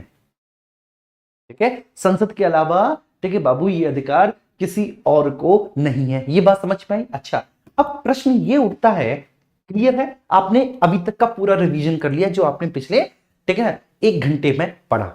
ठीक है, सब कुछ आपने रिवीजन कर लिया और ये आपको जो है ना बच्चे बिल्कुल आपको, ठीक है, आपको इजीली आपके फिंगर टिप्स पे याद हो चुके होंगे। ये आर्टिकल मैं सच बताऊं, जब मैं स्टूडेंट था, जब मैं एस्पिरेंट था तो कभी सिटीजनशिप मुझे याद ही नहीं हुई। मैंने किताबों से पढ़ने की कोशिश की, किताबों में इतना कठिन था, इतना जटिल था, ठीक है, और बड़ी मुश्किल आती थी। तो ये मैंने सोचा कि अगर, ठीक है, मैं टीचर बनता हूं, ठीक है, तो ये मैं बच्चों को सिटीजनशिप बहुत अच्छे से पढ़ाऊंगा, क्योंकि सिटीजनशिप ना तो बच्चे किसी किताब में ढंग से दे रखी, आमतौर पे जो, ठीक है, ट्यूटर है, एजुकेटर है, वो भी इसको स्किप कर देते हैं ये सोचते हुए कि इतनी इंपॉर्टेंट नहीं है। लेकिन ठीक है, हर एक टॉपिक का बच्चे अपना महत्व होता है, हर एक टॉपिक इंपॉर्टेंट होता है। समझ में रही गाना ना, हर एक फ्रेंड जरूरी होता है, ऐसे ही हर एक टॉपिक जो है वो इंपॉर्टेंट होता है। ठीक है, ये बात समझ में आ रही है? यहां तक कोई इश्यू तो नहीं मेरे किसी भी साथी को? चलिए, अब बात यह है कि किसी भी व्यक्ति को किस आधार पर भारत की नागरिकता दी जा सकती है अगर वह भारत की नागरिकता लेना चाहे, और ठीक है, भारत की नागरिकता किन किन आधारों पर समाप्त हो सकती है। तो इसके लिए, ठीक है, हमने एक संशोधन किया और उस संशोधन को, उस अमेंडमेंट को बोलते हैं सिटीजनशिप अमेंडमेंट एक्ट 1955, जिसमें बोला कि 5 आधारों पर नागरिकता की, ठीक है ना, प्राप्ति हो सकती है। 5 आधारों पर बच्चे, ठीक है, नागरिकता दी जा सकती है। कैसा? सबसे पहले जन्म से, ठीक है, फ्रॉम बर्थ, जन्म से। आप जन्म से ही भारत के नागरिक हैं। हम और आप जितने भी लोग इस लेक्चर को देख रहे हैं, 99.99% हम सब जन्म से ही भारत के नागरिक हैं। इनफैक्ट मैं बोलूं 100% हम सब जन्म से ही भारत के नागरिक हैं। ठीक है, तो हम लोगों को जो भारत की नागरिकता मिली है ना बेटा, हम सबको जो इस लेक्चर को देख रहे हैं, हम सब लोगों को भारत की नागरिकता किससे मिली है? जन्म से मिली है, हम सब लोगों को। ठीक है, ये बात समझ में आ रही है बहुत अच्छे से? हम सब जन्म से भारत के नागरिक हैं। दूसरा है बच्चे, ठीक है, बाई इनहेरिटेंस, वंश क्रम से। ठीक है, दूसरा क्या है? बाई इनहेरिटेंस, बच्चों, वंश क्रम से हम भारत के नागरिक हैं। तीसरा है, ठीक है, बाई रजिस्ट्रेशन, पंजीकरण से। चौथा है मेरे प्यारे बच्चे, ठीक है, देसीकरण से, नेचुरलाइजेशन से, या फिर बच्चे बोल रहे हैं, ठीक है, इंडिजेनाइजेशन से। ठीक है बच्चे, बेसिकली इसके लिए हम यही शब्द यूज करते हैं, ये, ठीक है, ट्रांसलेशन शायद मार दिया, नेचुरलाइजेशन से। क्लियर है? देसीकरण से। और 5वां है, ठीक है, राज्य क्षेत्र की भारत में मिल जाने पर, after the merger of the territory with India. ठीक है, कोई भी राज्य क्षेत्र भारत में मिल गया तो ऑब्वियस सी बात है उस राज्य क्षेत्र के सारे जो नागरिक होंगे वो बच्चों क्या हो जाएंगे? वो भारत के नागरिक माने जाएंगे। तो नागरिकता की प्राप्ति 5 आधारों पर होती है। क्लियर है? जी हां। तो देखो मेरी बात समझो, संविधान के, देखिए मेरी बात बहुत अच्छे से समझना, संविधान के लागू हो जाने के बाद, अब जब संविधान लागू हो गया और किसी को भारत की नागरिकता देनी है, ठीक है, तो वो 5 आधारों में से किसी एक ही आधार पर दी जाएगी। किसी को भारत की नागरिकता मिलनी है तो वह इन 5 में से किसी भी एक आधार पर ही उसको भारत की नागरिकता मिलेगी। कब? क्योंकि मैंने बोला संविधान के लागू हो जाने के बाद। क्लियर है? मेरी बात समझ में आ रही है बहुत अच्छे से? तो संविधान के लागू हो जाने के बाद अगर किसी भी व्यक्ति को भारत की नागरिकता मिलनी है बच्चे, तो वह इन 5 में से किसी भी एक आधार पर ही मिलेगी। सबसे पहला है जन्म से, दूसरा वंशक्रम से, तीसरा पंजीकरण से, चौथा है बच्चे, ठीक है ना, नेचुरलाइजेशन देसीकरण से, और 5वां है किसी भी राज्य क्षेत्र के भारत में शामिल हो जाने से। ठीक है? अच्छा, अगर नागरिकता की समाप्ति होनी है तो नागरिकता की समाप्ति बेटा 3 आधारों पर होगी। ठीक है? पहला है स्वतः समाप्ति, ऑटोमेटिक टर्मिनेशन, ठीक है ना, जिसको ओमिशन बोलेंगे।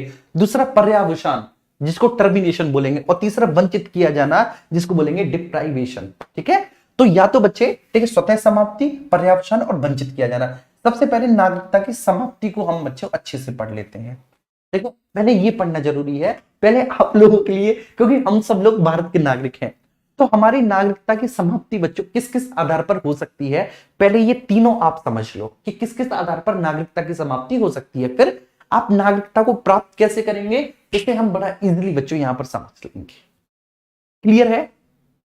ठीक है? अब आप लोग लाइव होते तो मैं कहता कि बच्चों थम्स अप करो, ये करो, वो करो। अब ये रिकॉर्डेड लेक्चर है, लेकिन मैं आप लोगों से ये बोलूंगा कि पॉलिटी के जितने भी वन शॉट्स हैं जरूर देखो। ये केवल आपके, ठीक है, मैं यूपीपीएससी की ही बात नहीं कर रहा, ठीक है, बाकी का आप किसी भी स्टेट सिविल सर्विसेज एग्जाम्स में, ठीक है, इस पॉलिटी से बच्चे बहुत ज्यादा आपको फायदा मिलेगा जो मैंने आपको पढ़ाई है। लेकिन ज्यादा बातें मैं आमतौर पे करता नहीं हूं, बस मैं इतना ही बोलूंगा।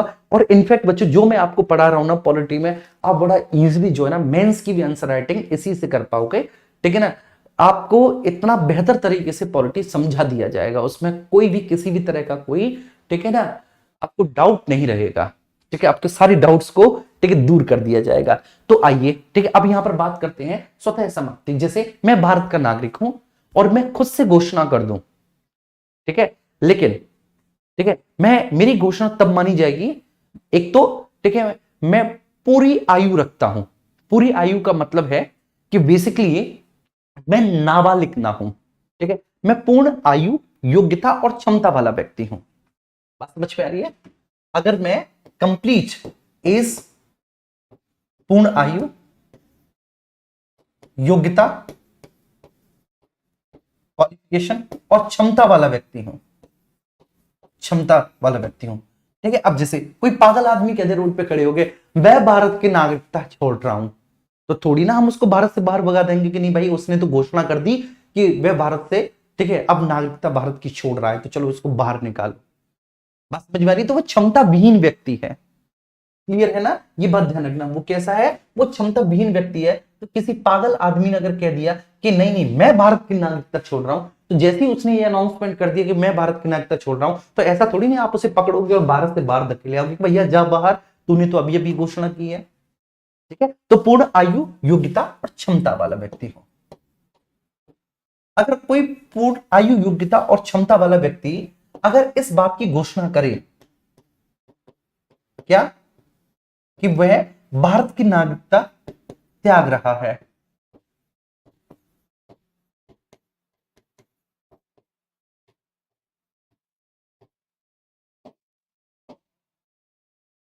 ठीक है, वह भारत की नागरिकता त्याग रहा है, अगर इस बात की घोषणा करे, बात समझ पा रही है कि वो भारत की नागरिकता त्यागता है, तो ऑब्वियस सी बात है इसको कहेंगे हम परित्याग। ठीक है? स्वतः समाप्ति की घोषणा कर रहा है, स्वतः समाप्ति, इसको स्वतः समाप्ति बोलेंगे। दूसरा है पर्यावसान, टर्मिनेशन। टर्मिनेशन वही है जो आपका आर्टिकल 9 में है, जो आपका आर्टिकल 9 में है वही टर्मिनेशन है। क्या? कि किसी दूसरे देश की नागरिकता ग्रहण करने पर भारत की नागरिकता स्वतः समाप्त हो जाएगी। ठीक है? इसको टर्मिनेशन कहेंगे। किसी दूसरे देश की नागरिकता ग्रहण करने पर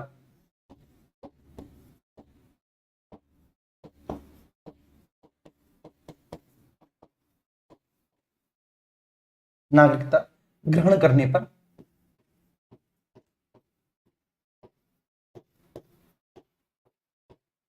पर भारत की नागरिकता स्वतः समाप्त हो जाएगी।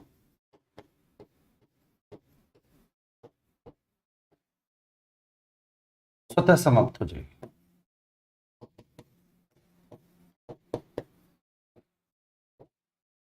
ठीक है, ये आर्टिकल 9 क्लियर है। किसी दूसरे देश की नागरिकता ग्रहण करने पर भारत की नागरिकता स्वतः समाप्त हो जाएगी। इसी को पर्यावसान कहते हैं। ठीक है, इसी को क्या कहते हैं? इसी को पर्यावसान कहते हैं। क्लियर है, ये बात समझ में आ रही है बहुत अच्छे से, क्या है पर्यावसान। ठीक है, चलिए अब इसके बाद हम बात करते हैं किसकी? वंचित किया जाना। वंचित किया जाने का मतलब है कि आप, जैसे कि कहने का मतलब है आप युद्ध के समय किसी शत्रु देश की सहायता कर रहे हो। ठीक है, आप युद्ध के समय किसी शत्रु देश की सहायता कर रहे हो, या फिर आपने जो है ना भारत की नागरिकता को गलत तरीके से ग्रहण किया था। जब आपने भारत की नागरिकता का, ठीक है, एक्विजिशन किया था, ठीक, जब आपने भारत की नागरिकता को बच्चे अटेन किया था, तो वह गलत तरीके से आपने भारत की नागरिकता को ग्रहण किया था। फिर बाद में पता चला कि नहीं, आप तो गलत थे, तब जो है ना, ठीक है, आपको आपकी नागरिकता से वंचित किया जाएगा। या फिर आप शत्रु देश को सहायता कर रहे हैं युद्ध के समय, या फिर आप भारत में रहकर कोई राष्ट्र विरोधी गतिविधि कर रहे हैं, या आप संविधान के प्रति आस्था नहीं रखते। ठीक है, तो ऐसे बहुत सारे कारण हैं जिन कारणों से आपको भारत की नागरिकता से वंचित कर दिया जाएगा। ठीक है, तो सबसे पहले हम देखेंगे कि जन्म से, ठीक है, जन्म से भारत का नागरिक कौन कौन माना जाएगा। तो यहां पर सबसे पहले आते हैं नागरिकता की प्राप्ति, अटेनमेंट ऑफ सिटीजनशिप।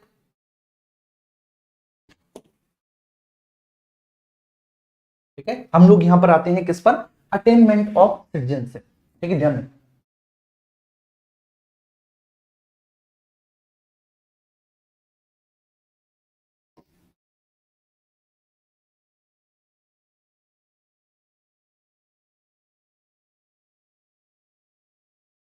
ठीक है, अटेनमेंट ऑफ सिटीजनशिप, नागरिकता की प्राप्ति, इसको समझेंगे जन्म से। 26 जनवरी 1950 या उसके बाद, 26 जनवरी 1950 या उसके बाद भारत के राज्य क्षेत्र में जन्मे व्यक्ति के, 26 जनवरी 1950 या उसके बाद भारत के राज्य क्षेत्र में जन्मे व्यक्ति के माता पिता में से कोई भी एक अगर भारत का नागरिक हो तो उस व्यक्ति को भारत की नागरिकता मिल जाएगी। ठीक है, जैसे हम सब भारत के नागरिक हैं, हम सब भारत के नागरिक किस आधार पर हैं? इस आधार पर है क्योंकि हमारा जन्म 26 जनवरी 1950 से उसके बाद भारत के राज्य क्षेत्र में हुआ है। और सबसे इंटरेस्टिंग बात यह है कि हमारे माता और पिता में से कोई एक हमारे जन्म के समय भारत का नागरिक था। इनफैक्ट मेरे तो दोनों थे। ठीक है ना, मेरे तो दोनों थे, हो सकता है आपकी भी दोनों हो।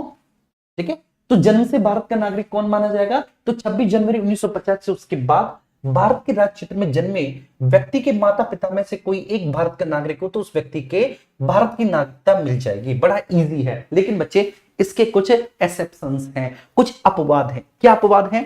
कि विदेशी राजदूतों के जो बच्चे हैं उनको भारत का नागरिक नहीं माना जाएगा। अब जैसे कोई फॉरेन एम्बेसडर है, ठीक है, ठीक है, फॉरेन एम्बेसडर जो भारत में रह रहा है, उसके बच्चों का जन्म भारत में हुआ तो उनको थोड़ी नहीं भारत का नागरिक माना जाएगा, नहीं माना जाएगा।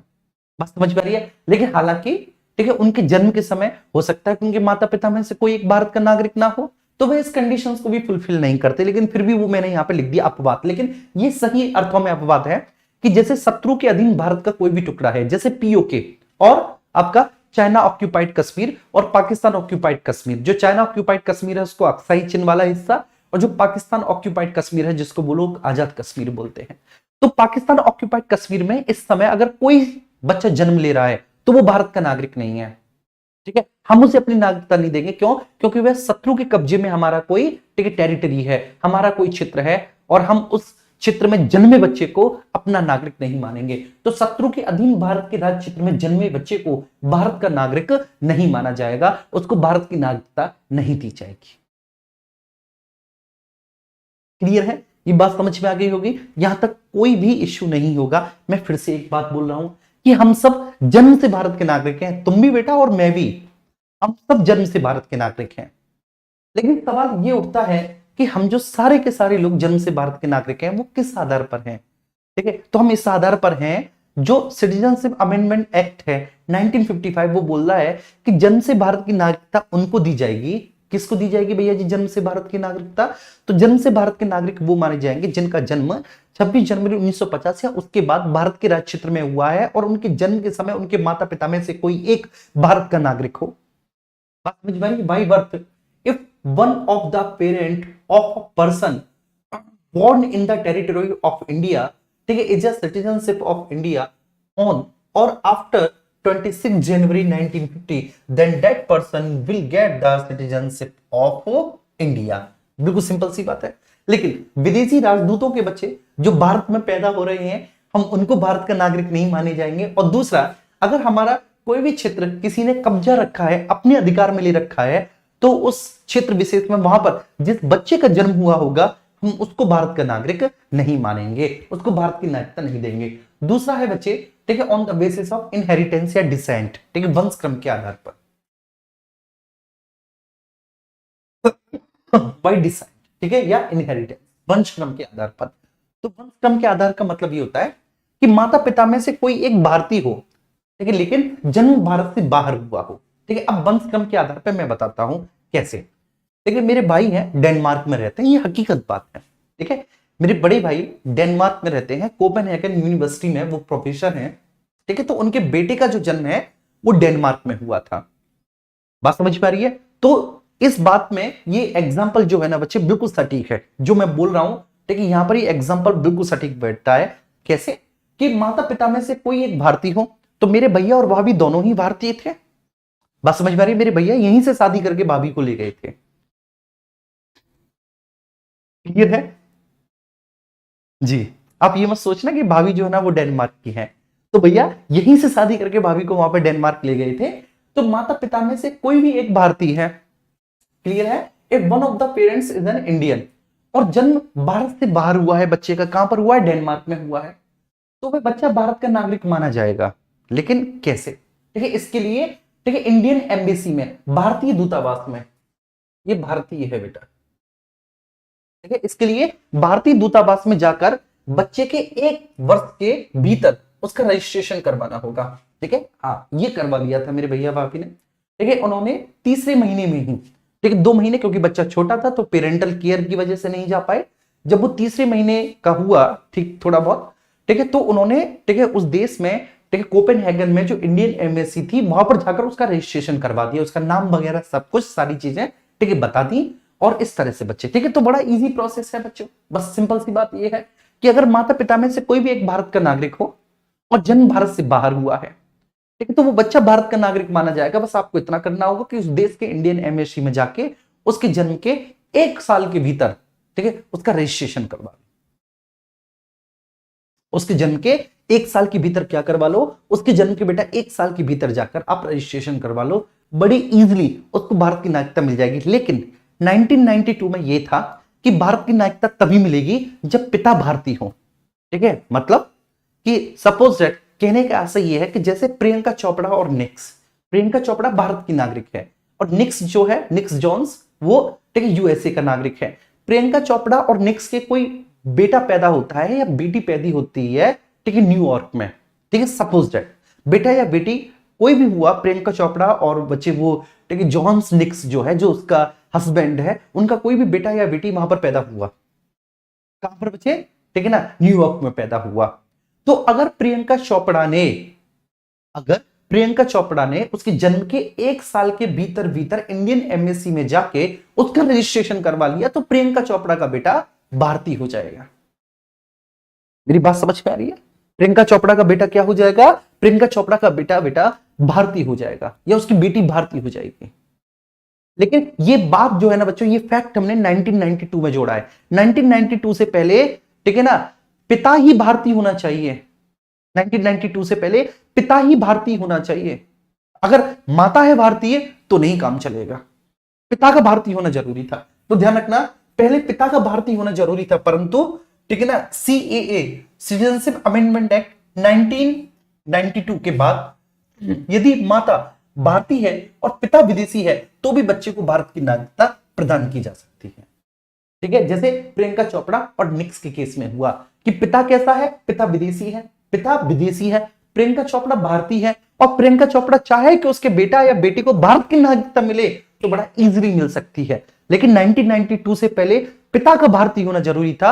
अगर माता भारतीय नहीं है, बात समझ में आ रही है, पिता का भारतीय होना जरूरी था 1992 से पहले। बस मैं इतनी सी बात आपसे बोलना चाहता हूं कि भाई पिता का भारतीय होना जरूरी है,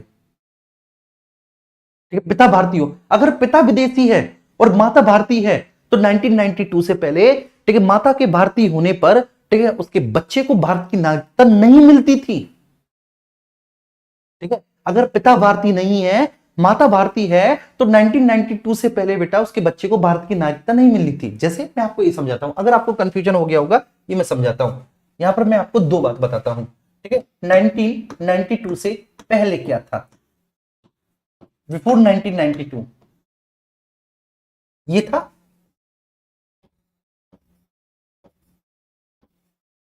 ये पिता है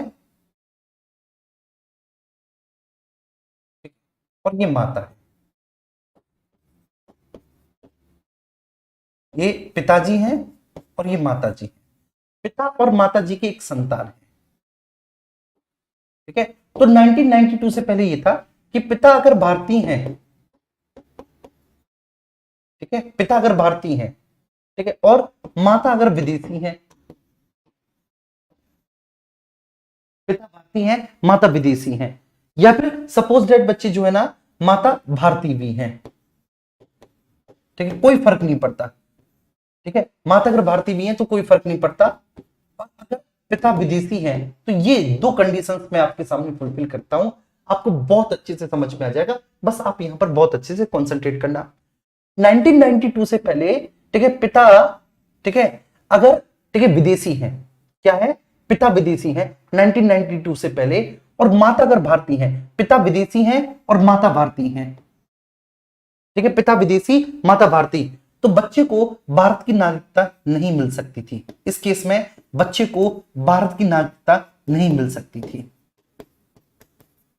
नागरिकता नहीं मिल सकती थी, ठीक है, 1992 से पहले नहीं मिल सकती थी। अगर पिता विदेशी और माता भारतीय हैं, माता कौन है, माता प्रियंका चोपड़ा है, सपोज दैट बेटा,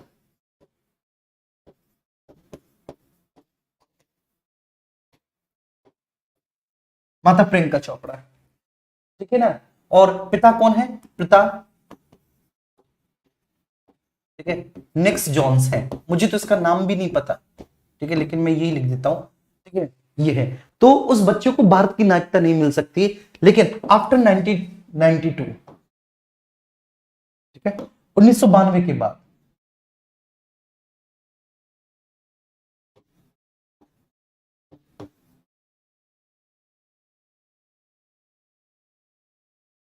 आफ्टर 1992, 1992 के बाद क्या हुआ बच्चे, 1992 के बाद ये हुआ कि अगर, ठीक है, पिता विदेशी है, माता भारतीय है, ठीक है, तो उस बच्चे को भारत की नागरिकता मिल जाएगी, ठीक है, तो बच्चे को भारत की नागरिकता मिल जाएगी, नागरिकता मिल जाएगी, मिल जाएगी, ठीक है। इससे पहले क्या था, इससे पहले पिता भारतीय होना चाहिए, 1992 से पहले पिता भारतीय होना चाहिए, माता कैसी भी हो चलेगा, माता कैसी भी हो, विदेशी हो भारतीय हो चलेगा, पिता भारतीय होना चाहिए, इससे पहले ये था, ठीक है। 1992 के बाद, ठीक है, पिता भी कैसा हो, ठीक है, लेकिन कोई एक भारतीय हो, दोनों में से कोई एक भारतीय हो। अब यहां पे पिता भारतीय हो या माता भारतीय हो, कोई एक भारतीय हो, दोनों भारतीय हैं तो बच्चे को भारत की नागरिकता मिल जाएगी। बच्चों ये था कॉन्सेप्ट, उम्मीद करता हूं ये बात आपको बहुत अच्छे से समझ में आ गई होगी, ठीक है, कोई इश्यू नहीं रहा होगा आपको यहां तक, बिल्कुल किसी भी तरीके का, ठीक है। चलिए, तो ये बात समझ में आ गई, वंश क्रम से माता पिता में से कोई भी एक भारतीय हो तो जन्म भारत के बाहर हुआ है, माता पिता में से कोई भी एक भारतीय है, जन्म भारत के बाहर हुआ है, तो वह बच्चा भारत का नागरिक माना जाएगा। इसके लिए भारतीय दूतावास में जाकर बच्चे के जन्म के 1 साल के भीतर, ठीक है, उसका रजिस्ट्रेशन करवाना होगा। पहले पिता का भारतीय होना जरूरी था, लेकिन 1992 के बाद यदि माता भी भारतीय है और पिता विदेशी है तो भी बच्चे को भारत की नागरिकता मिल जाएगी। By descent, if one of the parent is an Indian and is born outside India, ठीक है, then that child will be considered as a citizen of India. For this registration has to be done within 1 year of the birth of the child by going to the Indian embassy. Earlier, it was necessary for the father to be an Indian, but CAA 1992, even if the mother is Indian and the father is foreigner, the child will be given Indian citizenship. Clear है? The child will be given Indian citizenship, मतलब बच्चे को भारत की नागरिकता मिल जाएगी, प्रदान की जाएगी। ठीक ठीक है, रात के बज रहे हैं 1:30 और ये क्लास आपकी रिकॉर्ड हो रही है। ठीक है, वंशक्रम से नेक्स्ट आगे चलते हैं। ठीक है, अब हम बात करेंगे किससे? ठीक है, पंजीकरण से। ठीक है, वाई रजिस्ट्रेशन, पंजीकरण से। तो पंजीकरण से किन किन को भारत की नागरिकता मिल सकती है? जैसे निक्स चाहे, निक्स कौन है? प्रियंका चोपड़ा का हस्बैंड है। निक्स चाहे कि मुझको भारत की नागरिकता मिले, तो निक्स को भारत की नागरिकता मिल सकती है, भारतीयों के वैवाहिक संबंधी। ठीक है, दूसरा वो बच्चा, ठीक है, वो माता पिता, ठीक है, मैं कहूंगा कि वो लापरवाह माता पिता, मैं लापरवाह माता पिता कहूंगा कि जिन्होंने अपने बच्चे के जन्म के 1 साल के भीतर रजिस्ट्रेशन नहीं करवा पाया था, अब उनको अपने बच्चे को भारत की नागरिकता देने के लिए पंजीकरण करवाना पड़ेगा। मतलब जो बच्चे, ठीक है, वंशक्रम के आधार पर बच्चे के जन्म के 1 साल के बाद अगर उसको भारत की नागरिकता दिलवाना चाहते हैं, तो अब उनके लिए ये ऑप्शन अवेलेबल नहीं है। ये ऑप्शन तब तक अवेलेबल है जब बच्चे का जन्म हुआ है, तो जन्म के 1 साल के भीतर भीतर ये ऑप्शन अवेलेबल है। तो बच्चे के जन्म के 1 वर्ष के भीतर भीतर बेटा ये वाला ऑप्शन अवेलेबल है।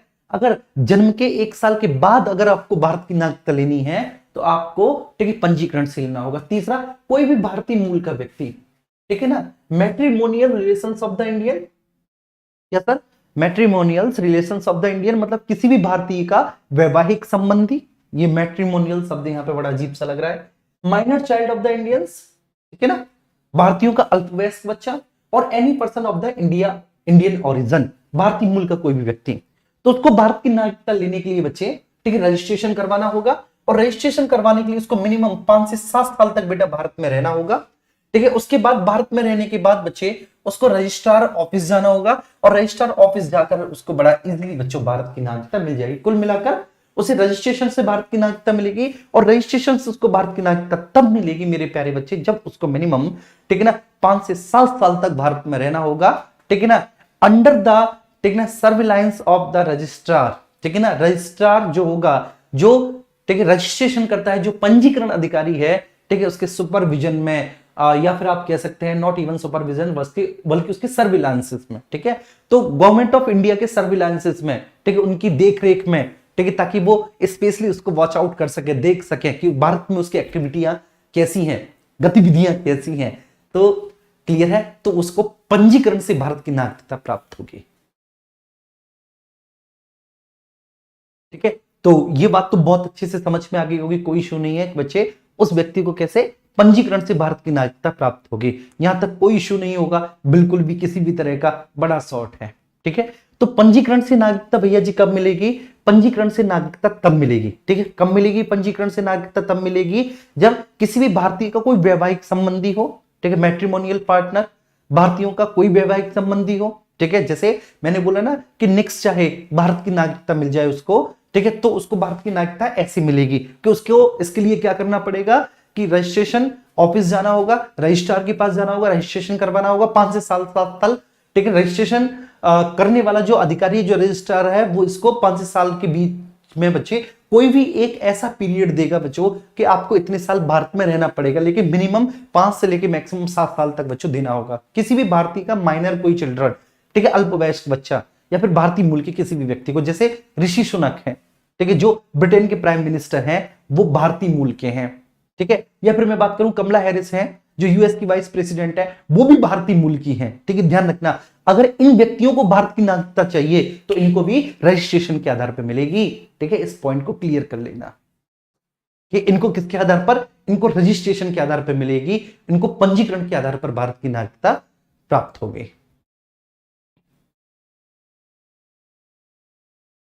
ठीक है, यहां तक तो कोई इश्यू नहीं होगा, बिल्कुल भी किसी भी तरीके का। अब इसके बाद नेक्स्ट आगे चलते हैं देसीकरण से, ठीक है, मतलब ठीक है नेचुरलाइजेशन से, या फिर ठीक है। अब देसीकरण से बच्चों किस किस को भारत की नागरिकता मिलेगी? किसी विदेशी मूल के व्यक्ति को, ठीक है। जैसे अगर सपोज दैट मैं कह सकता हूं कि ठीक है आपका जो बाइडन, ठीक है, या फिर जो बाइडन छोड़ो, ठीक है वो बूढ़ा है बहुत, इसको ले लो जो बाइडन से पहले प्रेसिडेंट था। कौन था वो यार? अरे मैं उसका नाम भूल गया यार। ठीक है अब रिकॉर्डेड क्लास में आपसे पूछ भी नहीं सकता। अरे इससे पहले अमेरिका का प्रेसिडेंट कौन था यार?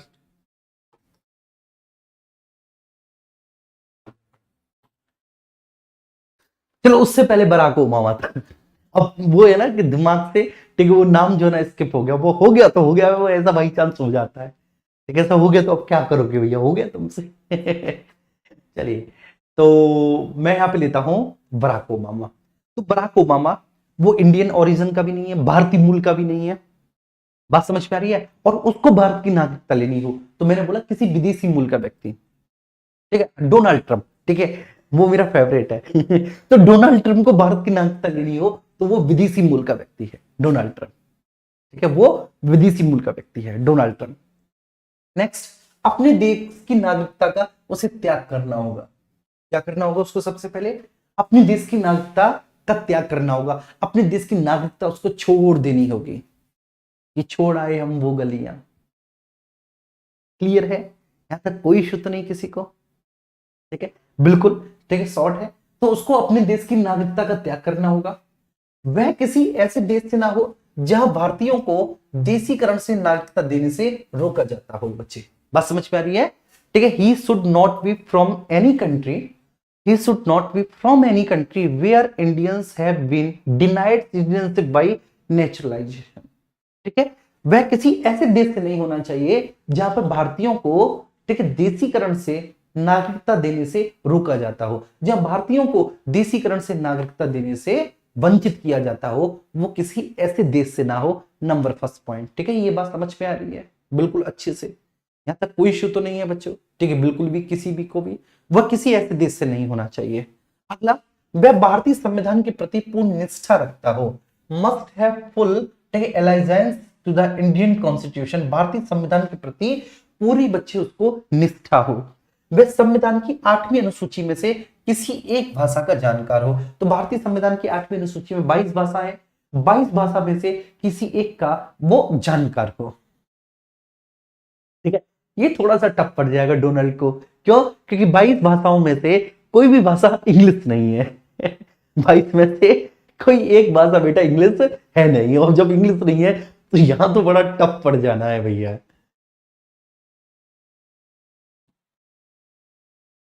जी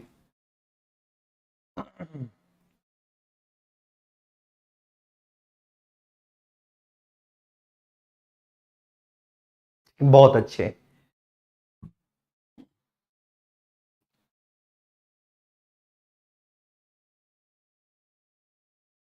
तो ये बात तो आपको बहुत अच्छे से समझ में आ गई होगी, यहां तक किसी को भी कोई इश्यू नहीं होगा कि वे संविधान की 8वीं अनुसूची में से किसी एक का ठीक है बहुत अच्छे से जानकार होगा। वह पूर्ण आयु योग्यता क्षमता वाला व्यक्ति हो। बेटा क्या? पूर्ण आयु योग्यता और क्षमता वाला व्यक्ति हो, ध्यान रखना। वह पूर्ण आयु योग्यता और क्षमता वाला व्यक्ति हो। ठीक है चलिए अब उसे 1+11 मतलब 12 वर्ष भारत में रहना होगा। 1 वर्ष भारत में रहने के पश्चात रजिस्ट्रेशन करवाना होगा, उसके बाद उसको 11 सालों तक भारत में रहना होगा, तब जाकर बच्चे उसको भारत की नागरिकता मिल सकती है, मिलेगी। ठीक है 1+11 का कॉन्सेप्ट है यहाँ पर। 1 वर्ष भारत में रहने के बाद रजिस्ट्रेशन करवाना होगा, फिर उसके बाद 11 सालों तक रहना होगा, तब उसको भारत की नागरिकता मिलेगी। इसके बाद है किसी भी राज्य क्षेत्र के समावेश पर on the inclusion of the territory. ठीक है किसी भी राज्य क्षेत्र के समावेश पर, इंक्लूजन होने पर, तो किसी भी राज्य क्षेत्र के समावेश पर ऑटोमेटिकली भारत की नागरिकता मिल जाएगी। जैसे सिक्किम, ठीक है ठीक है सिक्किम को भारतीय राज्य क्षेत्र में शामिल किया गया था बच्चे।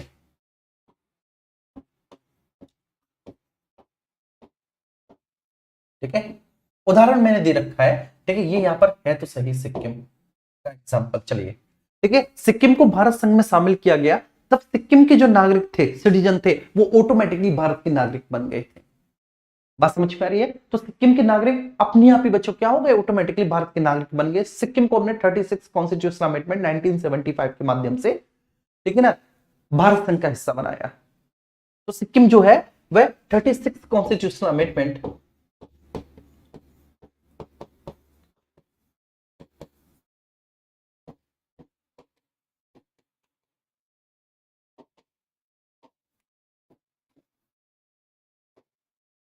अमेंडमेंट के माध्यम से, ठीक है, भारत संघ का हिस्सा बना।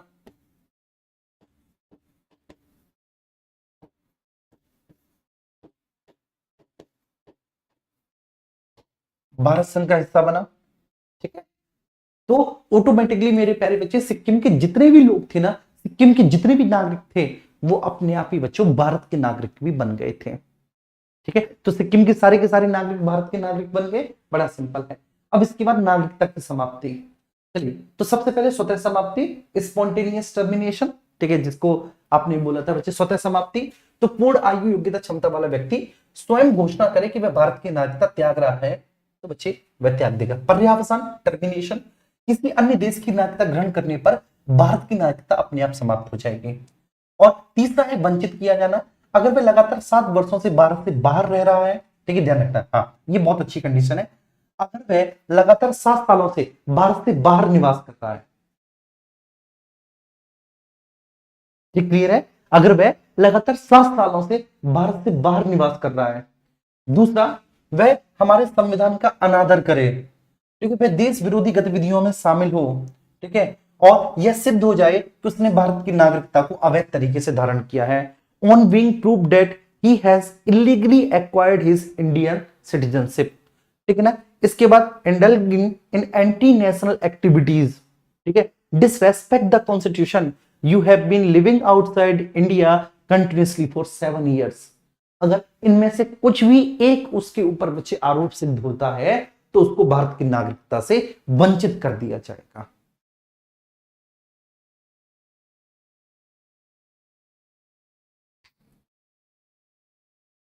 जी,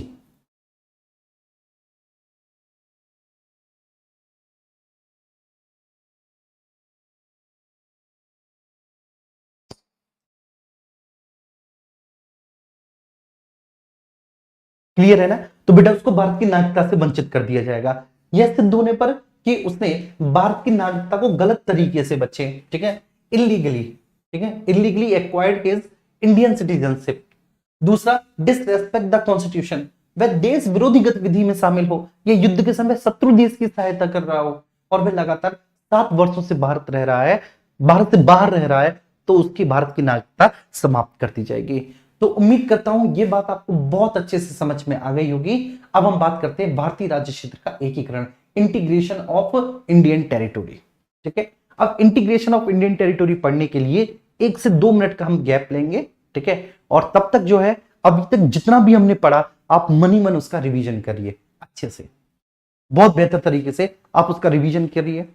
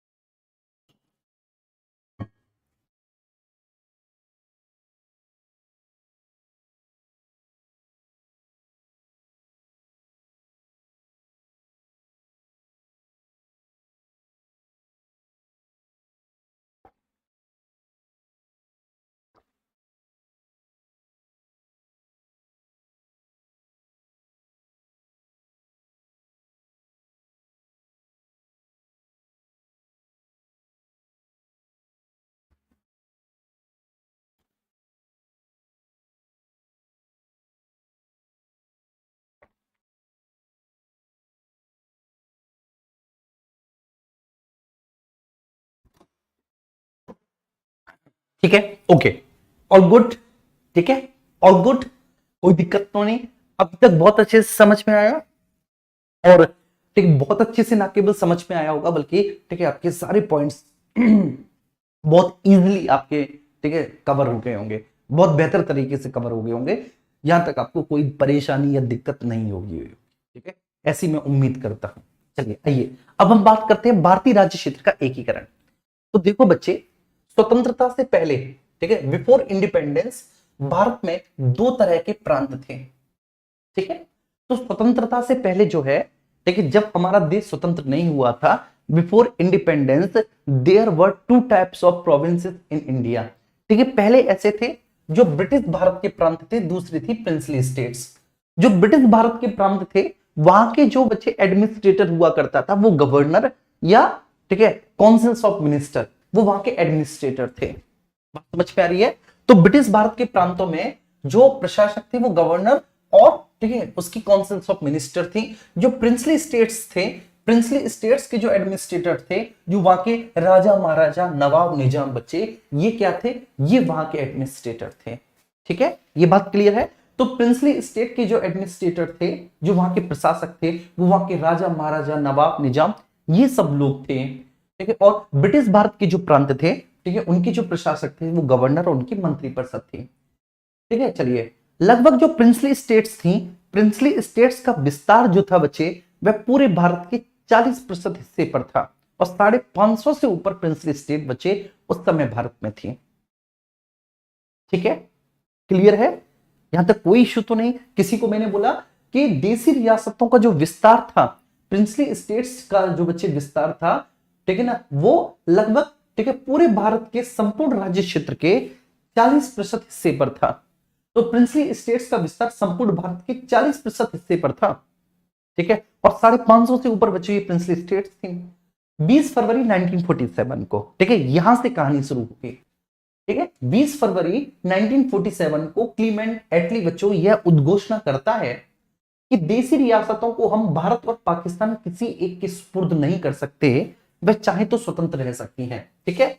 20 फरवरी 1947 को Clement Attlee declares that we can not hand over the princely states, we can not hand over the princely states to the India and Pakistan, they can remain independent even if they want, ठीक है, they can remain independent even if they want. अगर वह चाहती हैं, ठीक है, princely states, तो वह स्वतंत्र रह सकती हैं। देखो, प्रिंसली स्टेट जैसे लाइक आपने सुना होगा कश्मीर, जूनागढ़, हैदराबाद, भोपाल, त्रावणकोर, ठीक है, ये सब प्रिंसली स्टेट थे, ठीक है। आपका भोपाल, ठीक है, अजमेर, ठीक है, आपका ये सारा बेटा प्रिंसली स्टेट ही था, क्लियर है? अब क्लीमेंट एटली की इस उद्घोषणा के बाद, ठीक है, जैसे ही क्लीमेंट एटली की उद्घोषणा हुई, ठीक है, क्लीमेंट एटली ने बेटा जैसे ही डिक्लेयर किया कि प्रिंसली स्टेट चाहे तो बच्चे वो इंडिपेंडेंट रह सकती हैं, ये जरूरी नहीं है कि प्रिंसली स्टेट्स को भारत या पाकिस्तान में से किसी एक के साथ शामिल ही होना है, ठीक है। क्यों? क्योंकि अंग्रेज चाह रहे थे कि बेसिकली, ठीक है, हमें तो मजबूरी में इंडिपेंडेंट करना पड़ेगा इंडिया को, है ना, हमें भारत को स्वतंत्र डिक्लेयर करना पड़ेगा, लेकिन ठीक है, जो हमारे इंटरेस्ट हैं प्रिंसली स्टेट्स में, वो भारत के बन जाने के बाद भी बने रहे, प्रिंसली स्टेट्स के साथ हमारे संबंध अच्छे रहे और हम वहां के रिसोर्सेस का उपयोग जो है अपने देश के हित में करते रहे, एज यूजुअल, जैसा हम सदियों से करते हुए आए हैं। क्योंकि वो बहुत बेहतर तरीके से जानते हैं कि अगर, ठीक है ना, इंडिया के साथ हमारे संबंध तो बहुत अच्छे नहीं रहने वाले, क्योंकि ठीक है, जो गवर्नमेंट ऑफ इंडिया होगी वो डेमोक्रेटिक होगी, लेकिन ये जो प्रिंसली स्टेट्स के जो बच्चे चीफ होंगे, जो एडमिनिस्ट्रेटर होंगे, ठीक है, हम बहुत अच्छे से इनको जो है ना, ठीक है, अभी तक मैनेज करते हुए आए हैं, 200-300 सालों से हम मैनेज करते हुए आएंगे, हम आगे भी मैनेज कर लेंगे इनको, ठीक है। ये बात अंग्रेज बहुत बच्चों अच्छे से समझते थे, इस बात को जानते थे, ठीक है। मैं ये चाहूंगा कि आज का लेक्चर को जब आप देखें जितने भी बच्चे, तो वो कमेंट जरूर करें कि आपको कैसा लगा, ठीक है, क्योंकि वास्तव में, ठीक है, मुझे खुद पढ़ाने में बहुत मजा आ रहा है, तो मैं ये सोच सकता हूं कि आपको बेटा पढ़ने में कितना अच्छा लग रहा होगा, ठीक है, जब मुझे पढ़ाने में इतना अच्छा लग रहा है। 2 घंटे लगभग होने वाले हैं और पता नहीं चला कि कब 2 घंटे हो गए, ठीक है, बहुत आनंद आ रहा है। तो क्लीमेंट एटली की बेटा जैसी उद्घोषणा हुई, तो क्लीमेंट एटली की इस उद्घोषणा के बाद, ठीक है, त्रावणकोर, भोपाल और हैदराबाद ने, किसने बच्चे, त्रावणकोर, भोपाल और हैदराबाद, इसने स्वतंत्र रहने का निर्णय कर लिया, ठीक है। तो क्लीमेंट एटली की इस उद्घोषणा के बाद सबसे पहले त्रावणकोर, भोपाल और हैदराबाद ने ठीक है, ये डिसीजन ले लिया कि भैया हम तो स्वतंत्र रहेंगे, हम ना भारत के साथ शामिल होंगे ना हम पाकिस्तान के साथ शामिल होंगे। ठीक है, अपन का तो क्लियर है कि अपन को क्या रहना है, ठीक है, स्वतंत्र रहना है, इंडिपेंडेंट। बिल्कुल बच्चे, ठीक है। तो after the proclamation of the Clement Attlee, ठीक है जी, प्रोक्लेमिनेशन, ठीक है ना, of Clement Attlee, Travancore, Bhopal और Hyderabad decided to remain independent. ठीक है, उन्होंने स्वतंत्र रहने का निर्णय ले लिया, डिसाइडेड टू रिमेन इंडिपेंडेंट। ठीक है, नेक्स्ट आगे बढ़ते हैं। देसी रियासत, ठीक है, जो थी प्रिंसली स्टेट्स जो थे बच्चे, वह बेसिकली बेचारे बड़े परेशान थे। उनको एक तरफ तो भारत के, ठीक है, लोकतंत्रीकरण से भय लग रहा था। ठीक है, वो नहीं चाहते थे कि वो, ठीक है, date can be a part of बच्चों डेमोक्रेटिक कंट्री। वो नहीं चाहते थे कि वो, ठीक है, भारत जैसे लोकतांत्रिक देश का हिस्सा बन सके या हिस्सा बने। क्यों नहीं चाहते थे बच्चे कि वो, ठीक है ना, भारत के लोकतंत्र का हिस्सा बने? तो वो एक तो भारत के लोकतंत्रीकरण से, तो दूसरी तरफ बच्चे वो पाकिस्तान के सांप्रदायिकरण से, दोनों से भयभीत थे। देखो लोकतंत्र में क्या होता है, लोकतंत्र में रूल ऑफ लॉ होता है, रूल ऑफ पीपल होता है, लोकतंत्र में जनता का शासन होता है।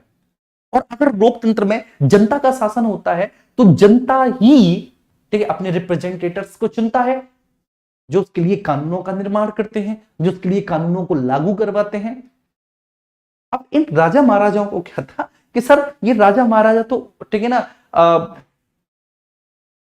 कई सालों से, ठीक है, आप कह सकते हैं सदियों से, सर ओवर सेंचुरीज ये जनता पे रूल करते हुए आए थे।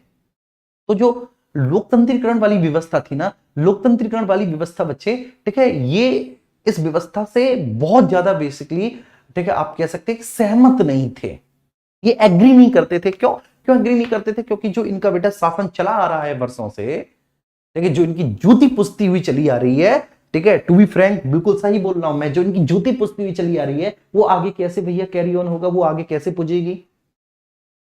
ठीक है ना। चलिए, तो ये बात ध्यान रखना, देसी रियासतें लोकतंत्रीकरण व्यवस्था से भयभीत होने के कारण भारत में शामिल नहीं होना चाहती थी। दूसरा, वह पाकिस्तान के सांप्रदायिकरण से भयभीत हो रही थी, इसलिए बच्चे उन्होंने स्वतंत्र रहने का निर्णय लिया।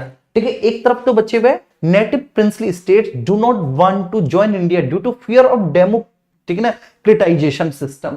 ठीक है, तो जो डेमोक्रेटिक सिस्टम है, ठीक है, उस डेमोक्रेटिक सिस्टम से बच्चों भयभीत होने के कारण वो भारत में शामिल नहीं हो रही थी, क्योंकि डेमोक्रेटिक सिस्टम में उनको कौन पूछेगा? आज बता दो, आप कितने राजा महाराजाओं को जानते हो? बताओ मुझे, क्या आज हम में से कोई भी किसी राजा महाराजा को जानता है? कोई भी बेटा नहीं जानता। हम में से कोई भी आज किसी भी राजा महाराजा इत्यादि को, किसी को भी नहीं जान रहा, दूर दूर तक नहीं जान रहा।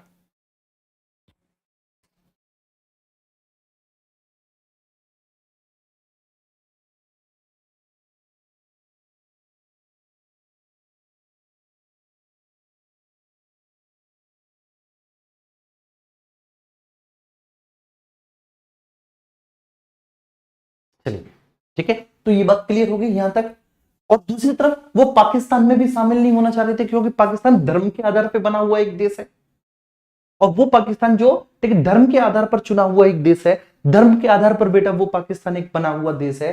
तो सबसे बड़ी बात यह है कि उसमें, ठीक है, कम्युनल जो एलिमेंट्स है वो हमेशा से हावी रहेंगे। ठीक है, और नॉन मुस्लिम एडमिनिस्ट्रेटर तो कोई पाकिस्तान में शामिल होगा ही नहीं। ठीक है, ध्यान रखना, नॉन मुस्लिम एडमिनिस्ट्रेटर तो बेटा कोई पाकिस्तान में जाएगा भी नहीं भूलकर, तो ये ध्यान रखना। तो 18 जून 1947 को जिन्ना ने यह कहा, ठीक है, 18 जून 1947 को, ठीक है, मोहम्मद अली जिन्ना 18 जून को यह कहता है कि देसी रियासतें प्रिंसली स्टेट्स चाहे तो स्वतंत्र भी रह सकती हैं। फिर भारतीय स्वतंत्रता अधिनियम 1947 आया, उसने कहा कि देसी रियासतें भारत और पाकिस्तान में से किसी एक के साथ अपना विलय स्वीकार करेंगे। कुल मिला के इंडिपेंडेंस ऑफ इंडिया एक्ट 1947 ने अब इस बात को क्लियर कर लिया कि भैया प्रिंसली स्टेट को भारत या पाकिस्तान में से किसी एक के साथ अपना विलय करना पड़ेगा। देखिए, इंडियन इंडिपेंडेंस एक्ट 1947 कहता है कि princely state would accept their merger in either India or Pakistan. ठीक है, क्या बोला? Would accept their merger in India or Pakistan. बच्चे, तो उनको भारत और पाकिस्तान में से किसी एक के साथ अपने विलय को जल्दी से जल्दी स्वीकार कर लेना होगा। ठीक है, इसके बाद बच्चे क्या हुआ कि रियासती मंत्रालय जो मिनिस्ट्री ऑफ प्रिंसली स्टेट्स है, मिनिस्ट्री ऑफ प्रिंसली स्टेट का एडिशनल चार्ज सौंपा जाता है सरदार वल्लभ भाई पटेल को और उनके सचिव के पद पर नियुक्ति होती है बीपी मेनन की, और यहां से एक नया इतिहास बनता है। ठीक है, चलिए यहां से एक नया इतिहास बनता है, क्लियर है। उस समय बच्चे जो भारतीय राज्य क्षेत्र था, वो भारतीय राज्य क्षेत्र बच्चे कुछ 3 हिस्सों में था, जिनका हमें ठीक है एकीकरण करना था। सबसे पहले हमें देशी रियासतों को भारतीय राज्य क्षेत्र में शामिल करना था।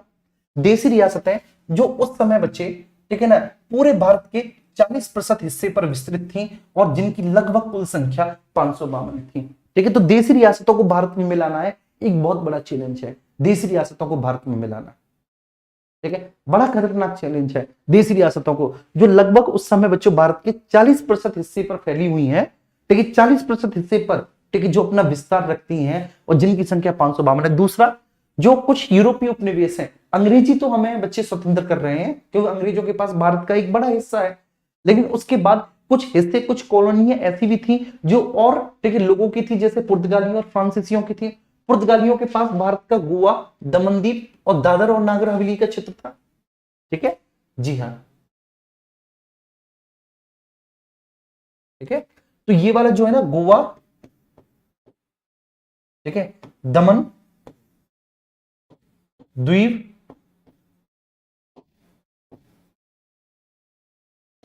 ठीक है, गोवा, दमन द्वीप और दादर और नगर हवेली, नगर हवेली,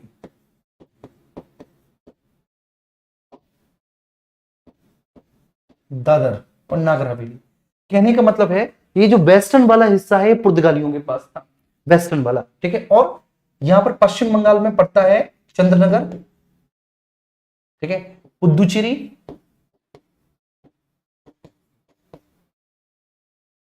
माए, ठीक है, और यनम, कराईकल, कराईकल। ये वाला जो क्षेत्र था ये फ्रांसीसियों के पास था। और कुछ अन्य क्षेत्र उनको भी हमें भारत में शामिल करना था, जैसे सिक्किम, अंडमान निकोबार और लक्षद्वीप। हालांकि सिक्किम के साथ थोड़ा सा ठीक है मुश्किल हुआ, अंडमान निकोबार के साथ भी मुश्किल हुआ, लेकिन लक्षद्वीप को बड़ा इजीली हमने भारत के राज्य क्षेत्र में मिला लिया था। ठीक है, जी हाँ, तो लक्षद्वीप को तो हमने बड़े आराम से बड़ा इजीली बच्चों भारत के राज्य क्षेत्र में मिला लिया था। सिक्किम और अंडमान निकोबार के साथ थोड़ा सा बच्चों टेंशन हुआ। तो एक तो देशी रियासतों को भारतीय राज्य क्षेत्र में एकीकरण करना है, बच्चे मिलाना है। दूसरा, पुर्तगाली उपनिवेश, ठीक है, गोवा, दमनदीप, दादर, नगर हवेली और फ्रांसीसी पुदुचेरी, कराईकल, माहे, यनम और चंद्रनगर। कुछ अन्य क्षेत्र इनको भी भारतीय राज्य क्षेत्र में मिलाना है, सिक्किम, अंडमान निकोबार, लक्षद्वीप। तो कुल मिला के बहुत बड़ा चैलेंज था। ठीक है, ये कोई छोटा मोटा नहीं, ये बहुत बड़ा चैलेंज था इनको भारत के राज्य क्षेत्र में शामिल करना। तो सबसे पहले आइए ठीक हम पूरा कश्मीर की समस्या देखेंगे, फिर जूनागढ़ की, फिर हैदराबाद की, और इनकी समस्या का समाधान कैसे हुआ हम इसको समझेंगे बहुत अच्छे से।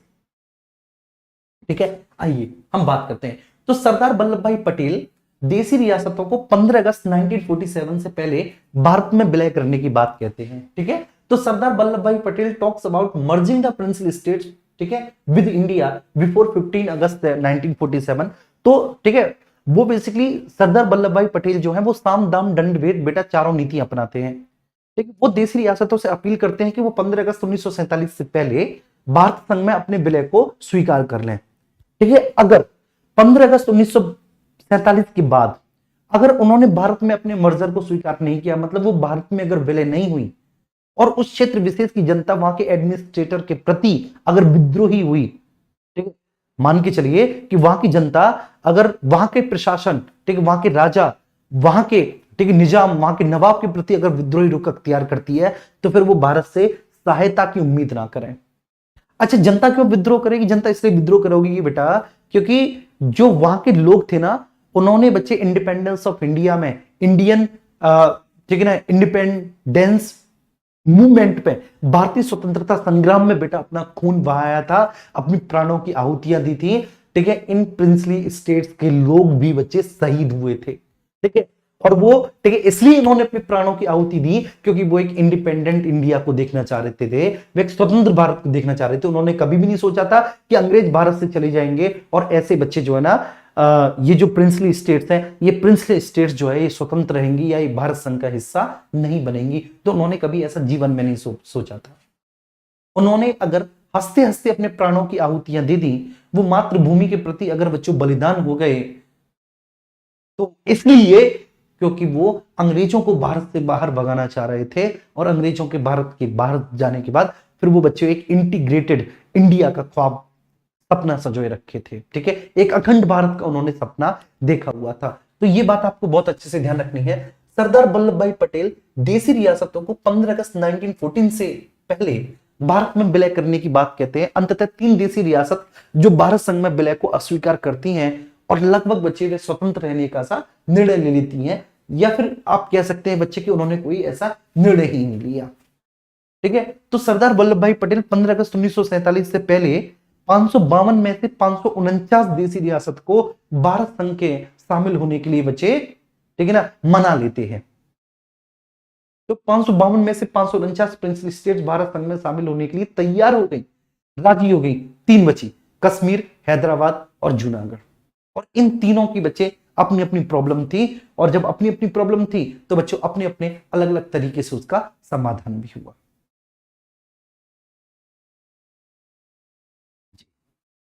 इन सब की अपनी अपनी प्रॉब्लम थी। क्या था? कश्मीर का जो प्रशासक है वह हिंदू था, वहां का जो एडमिनिस्ट्रेटर था, वहां का जो राजा था वो हिंदू था, राजा हरि सिंह। उसका मुख्य सचिव था मेहरचंद महाजन। वहां की अधिकांश जनसंख्या मुस्लिम थी, लगभग 77%। 20% हिंदू थे, अन्य बौद्ध व सिख थे बच्चे वहां पर। कश्मीर ने स्वतंत्र रहने का निर्णय लिया था। 22 अक्टूबर 1947 को कश्मीर पर बच्चे एक कबायली, ये बेसिकली वहां की ट्राइब है कश्मीर के क्षेत्रों की, तो कबायली का बच्चों आक्रमण हुआ। बेसिकली वो कबायली नहीं थे, वो पाकिस्तानी, ठीक है, सेना का, ठीक है बच्चे, एक पूरा का पूरा गुट था जो कबायलियों की वेशभूषा में थे। 22 अक्टूबर 1947 को बच्चे आक्रमण हुआ। ठीक है, और ये जो आक्रमण होता है बच्चों, ये किसका आक्रमण होता है? ये पाकिस्तानी सेना का समर्थित आक्रमण था, ये आपको ध्यान रखना है। तो ये पाकिस्तानी सेना समर्थित आक्रमण था बच्चे। राजा हरि सिंह नेहरू के पास जाते हैं, और नेहरू के पास जाकर बच्चे वो सैन्य सहायता मांगने के लिए नेहरू के सामने गिड़गिड़ाते हैं। क्योंकि जब ऐसी स्थिति में बच्चे, ठीक है ना, कबायलियों का, ठीक है, जो कि पाकिस्तानी सेनाएं थी, 22 अक्टूबर 1947 को जब उन्होंने कश्मीर पर आक्रमण किया, तो राजा हरि सिंह के पास बच्चों, ठीक है ना, इतने संसाधन नहीं थे, इतने रिसोर्सेस नहीं थे कि वो इसका सामना कर पाते। उनके पास नहीं थे कि वो इसका, ठीक है, बड़े अच्छे से सामना करने पड़ा है। तो मजबूरी में उनको नेहरू के पास जाना पड़ा। और जब वो नेहरू के पास बच्चों सहायता लेने के लिए जाते हैं, तो नेहरू तो उनको सहायता देने के लिए तैयार थे, लेकिन उसी समय माउंटबेटन रोक लेते हैं कि नेहरू तुम किस आधार पर सहायता दे सकते हो इनको? तुम सहायता तब दे सकते हो जब कश्मीर जो है, ठीक है, भारत में विलय का समर्थन करे, कश्मीर भारत में विलय को अनुमति दे दे, कश्मीर कहते कि हाँ हम भारत में अपने विलय को स्वीकार करते हैं, तब आप इनको सहायता दे सकते हो। अब अगर देखा जाए तो कश्मीर एक अलग स्टेट है, एक स्वतंत्र इंडिपेंडेंट स्टेट है, आप एक अपना एक इंडिपेंडेंट स्टेट है, तो आप इस आधार पर तो सहायता नहीं दे सकते। लेकिन ध्यान रखना, तो क्या बोला, सैनिक सहायता मांगने के लिए जाते हैं और नेहरू सहायता देने के लिए तैयार भी हो जाते हैं, लेकिन माउंटबेटन ने मना किया। उन्होंने कहा कि कश्मीर, भारत और पाकिस्तान तीनों ही स्वतंत्र राज्य हैं, तो आप किस नीति के तहत कश्मीर को सैन्य सहायता दे रहे हैं? कुल मिला के 4 दिन बाद ही, ठीक है, ट्रीटी ऑफ एक्सेशन 26 अक्टूबर 1947 को राजा हरि सिंह ने विलय पत्र पर हस्ताक्षर कर दिए। बात समझ में आ रही है? तो in this sequence on October 26, 1947 Raja Hari Singh signed the instrument of accession, ठीक है, ठीक है ना, इंस्ट्रूमेंट ऑफ एक्सेशन या ट्रीटी ऑफ एक्सेशन, ठीक है, विलय पत्र पर हस्ताक्षर कर दिए। और विलय पत्र पर हस्ताक्षर करते ही बेटा कश्मीर जो है वो भारत का हिस्सा बन गया। ठीक है, तो विलय पत्र पर हस्ताक्षर हुए, और विलय पत्र पर हस्ताक्षर हुए तो विलय पत्र पर हस्ताक्षर होते ही बेटा क्या हुआ, कश्मीर भारत का हिस्सा बन गया। ठीक है, अब इसके बाद क्या है कि भारतीय सेना कश्मीर के क्षेत्रों में प्रवेश कर गई। भारतीय सेना कश्मीर के क्षेत्रों में प्रवेश कर गई बेटा, और लगभग कश्मीर के 2/3 हिस्सों से पाकिस्तानी सेना को, वो जो कबायलियों के वेशभूषा में थे, उनको बुरी तरह से खदेड़ डाला। 2/3 हिस्सा को, लगभग 2/3 हिस्सा को बच्चे स्वतंत्र करा लिया, लेकिन 1/3 हिस्सा पर बच्चे अब भी पाकिस्तान का कब्जा रहा। उसके बाद क्या था कि लगभग बच्चे जो है ना, नेहरू आपके, ठीक है, यूएन पहुंच गए, और फिर यूएन ने बाद में बच्चे युद्ध विराम की घोषणा कर दी। ठीक है। तो नेहरू यूएन पहुंच जाते हैं और यूएन डिक्लेयर कर देता है कि भाई ठीक है ऐसा करो कि युद्ध विराम करो। यूएन की कुछ शर्तें थी कि पाकिस्तान से, यूएन कह रहा था कि पाकिस्तान अपनी ठीक है 1/3 सेना को वापस बुलाए, कश्मीर को खाली करे और श्रीनगर प्रशासन के अधीन कश्मीर में रेफरेंडम हो। तो मतलब यूएन की यह शर्तें थी कि जो 1/3 हिस्से पर पाकिस्तानी सेना है, जो कबायली की वेशभूषा में है, वो पाकिस्तानी सेना इस 1/3 हिस्से को खाली कराए। इसके बाद खाली हो जाने के बाद जो है कश्मीर में जो श्रीनगर प्रशासन है, श्रीनगर का जो एडमिनिस्ट्रेशन है, उसके तहत पाकिस्तान कश्मीर में रेफरेंडम हो और कश्मीर के लोग ही तय करें कि उनको किन के साथ शामिल होना है। कश्मीर के लोग ही बताएं कि उनको भारत का हिस्सा बनना है या उनको पाकिस्तान में शामिल होना है। कश्मीर के लोग ही डिसाइड करें। पाकिस्तान ने अपनी सेना को वापस नहीं बुलाया, तो जब पाकिस्तान ने अपनी सेना को वापस नहीं बुलाया तो भारत ने भी रेफरेंडम जनमत संग्रह नहीं करवाया। इसके बाद कश्मीर में नेशनल कॉन्फ्रेंस नामक लोकतांत्रिक पार्टी होती है जो वहां की बहुसंख्यक जनता का प्रतिनिधित्व करती थी। नेशनल जो कॉन्फ्रेंस है उसकी कुछ मांगे थी कि कश्मीर का अलग संविधान होगा, उसका अपना स्वयं का विधानमंडल होगा, उसे विशेष राज्य का दर्जा दिया जाएगा और कश्मीर के राज्य क्षेत्र में कोई भी बाहरी व्यक्ति टिकना निवास नहीं कर सकता। कुल मिला के उस समय की कांग्रेस सरकार ने इन सारी शर्तों को मार लिया और कश्मीर को एक स्पेशल स्टेट का, विशेष राज्य का दर्जा दिया गया। बाद में वो खत्म कर दिया, आप सभी को पता है। ठीक है, तो ये सारी बातें हैं बच्चे, ठीक है ना, ये क्लियर है। 31 अक्टूबर 2019 को कश्मीर का विशेष राज्य का दर्जा समाप्त हो गया, वहां का संविधान समाप्त हो गया। कश्मीर के संपूर्ण राज्य क्षेत्र को 2 भागों में 2 यूनिट में बांट दिया गया। एक जम्मू कश्मीर जहां पर स्वयं का विधानमंडल होगा, दूसरा लद्दाख जो केंद्र शासित प्रदेश होगा। अब हम बात करेंगे बच्चों हैदराबाद। हैदराबाद की समस्या क्या थी और हैदराबाद की समस्या का समाधान कैसे हुआ, ठीक है, इसको अब हम देखेंगे।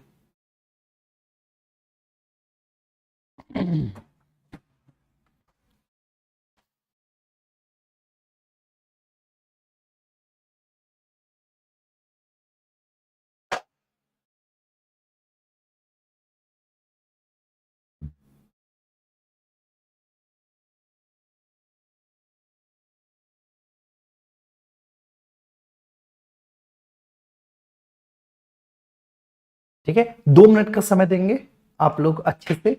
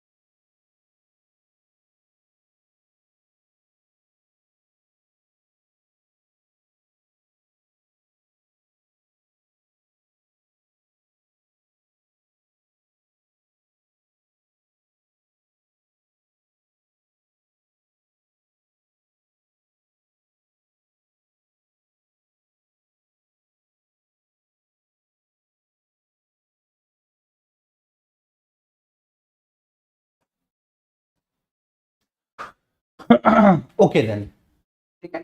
आइए अब हम बात करते हैं बच्चे किसकी, ठीक है, हैदराबाद की। ठीक है, हैदराबाद की क्या समस्या थी और उस समस्या का समाधान कैसे हुआ, ठीक है, इसको देख लेते हैं। तो हैदराबाद का जो प्रशासक था बेटा वो निजाम था बेसिकली, ठीक है, बाय रिलीजन वह मुसलमान था। और हैदराबाद की जो अधिकांश जनसंख्या थी वो थी बेटा हिंदू। क्लियर है?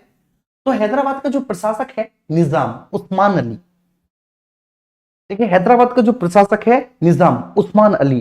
तो जो हैदराबाद का प्रशासक है वह सर, ठीक है, मुसलमान था। और हैदराबाद की जो अधिकांश जनसंख्या थी, हैदराबाद की अधिकांश जनसंख्या, ठीक, कैसी थी? हिंदू थी। अब बच्चे वो जनसंख्या थी, ठीक है, जो अधिकांश जनसंख्या हिंदू है, वो बार बार हैदराबाद के निजाम पर प्रेशराइज कर रही है कि वो भारत संघ में अपने विलय को स्वीकार करे। लेकिन हैदराबाद का जो निजाम है बच्चे, हैदराबाद का निजाम बड़ा, ठीक है ना, चालू टाइप का आदमी है। उसने पाकिस्तान से अपनी बात कर रखी है, पाकिस्तान ने उसको आश्वासन दे रखा है कि तू कैसे भी करके डिले कर दे, ठीक है, हम तेरे साथ हैं। और हैदराबाद के निजाम ने क्या किया कि भारत सरकार के साथ 1 वर्ष की यथास्थिति संधि की। उन्होंने क्या किया? उन्होंने भारत सरकार के साथ बेटा 1 वर्ष की यथास्थिति संधि की। और इस 1 वर्ष की यथास्थिति संधि में, ठीक है, उन्होंने ये कहा कि हम अपने यहां, मतलब हम हैदराबाद में कुछ ऐसा सुधार कर रहे हैं जिससे कि जो है ना हम पीपल्स रिप्रेजेंटेशन को बढ़ावा दे सके। तो हम कुछ ऐसी संस्थाओं का विकास कर रहे हैं, ठीक है, जो जन प्रतिनिधित्व की संस्था है। कुल मिला के ऐसा कुछ करके, बल्कि ठीक है वो कर उल्टा रहा था। जो लोग, ठीक है, हैदराबाद में जो हिंदू जनता, जो हिंदू जनसंख्या इस मांग को उठा रही थी कि हैदराबाद का निजाम भारत में अपने विलय की घोषणा कर ले, ठीक बच्चे, तो वह अपने यहां पर किसी भी तरह की कोई संवैधानिक संस्था या स्वशासी संस्थाओं का या जनप्रतिनिधि संस्थाओं को गठन न करके उसका पूरा फोकस ये था कि कैसे भी इन जनता की मांगों को दबाया जाए, इन जनता की मांगों को कुचला जाए। वो इसी प्रयास में था, ठीक है, पूरा वो बच्चे, ठीक है, यही प्रयास कर रहा था कि किस तरह से, ठीक है, इनकी मांगों को दबाया और कुचला जाए। तो उसका एक, ठीक है ना, संगठन था स्वतंत्र रजाकार सैनिकों का, जिसका नाम था MIM, मजलिस-ए इत्तेहादुल मुसलमीन। ठीक है, ये स्वतंत्र रजाकार सैनिक होते थे, जो धार्मिक सैनिक होते थे बच्चे। इस सैनिकों ने बेसिकली, इन लोगों ने, ठीक है, वहां की बहुसंख्यक जनता पर अत्याचार करने शुरू कर दिए। कुल मिला के अब इस तरह से बच्चों भारत सरकार को वहां पर ऑपरेशन पोलो की कार्रवाई करनी पड़ी। और उसके बाद जो वहां के जनरल थे, उन्होंने भारत सरकार के सामने घुटने टेक दिए और हमने क्या है, हैदराबाद को भारत संघ में मिला लिया। चलिए, तो यहाँ के निजाम ने भारत सरकार के साथ यथास्थिति संधि की। उसने कहा कि वह अपनी यहाँ संवैधानिक संस्थाओं का विकास कर रहा है, तो वह अभी भारत में विलय नहीं कर सकता। ठीक है, here the Nizam made a status, quo treaty with the government of the India. He said that he is developing constitutional institutions here, so he can not merge with India now. यहाँ की जनता भारत संघ में सम्मिलित होना चाहती थी। परिणाम स्वरूप जनता ने निजाम के विरुद्ध आवाज उठाई बच्चों। एक निजाम MIM नामक एक संगठन चलाता था, जिसका नाम था मजलिस-ए इत्तेहादुल मुसलमीन। आज भी आप इसी MIM संगठन का एक अपडेटेड वर्जन देखते हैं, AIMIM, जिसको लीड करते हैं ओवैसी ब्रदर्स। ठीक है, असदुद्दीन ओवैसी और अकबरुद्दीन ओवैसी। ठीक है, वो AIMIM यही है। ऑल इंडिया उसके सामने जुड़ चुका है। मजलिस-ए इत्तेहाद उल मुसलमीन, यही वो संगठन है जो स्वतंत्र रजाकार सैनिकों का संगठन था। ठीक है ना, वहां के निजाम ने जनता पर रजाकार सैनिकों द्वारा अत्याचार करवाना शुरू कर दिया। ठीक है, जब अत्याचार हुए तो 13 सितंबर 1948 को भारत सरकार ने ऑपरेशन पोलो नामक पुलिस कार्रवाई की। ठीक है ना, 5 दिन बाद ही 18 सितंबर को रजाकार सैनिकों के सेनापति एंड्रूज ने भारत सरकार के कमांडर ठीक GN चौधरी के समक्ष आत्मसमर्पण कर दिया। और फिर हैदराबाद को बहुत दिनों तक GN चौधरी के ही सुपरविजन में रखा गया था। ठीक है, ये बात समझ में आ रही है? तो हैदराबाद को बहुत दिनों तक GN चौधरी के सुपरविजन में ही बेटा रखा गया। तो उम्मीद करता हूं ये बात तो आपको बहुत अच्छे से समझ में आ गई होगी, यहां तक कोई इश्यू नहीं रहा होगा।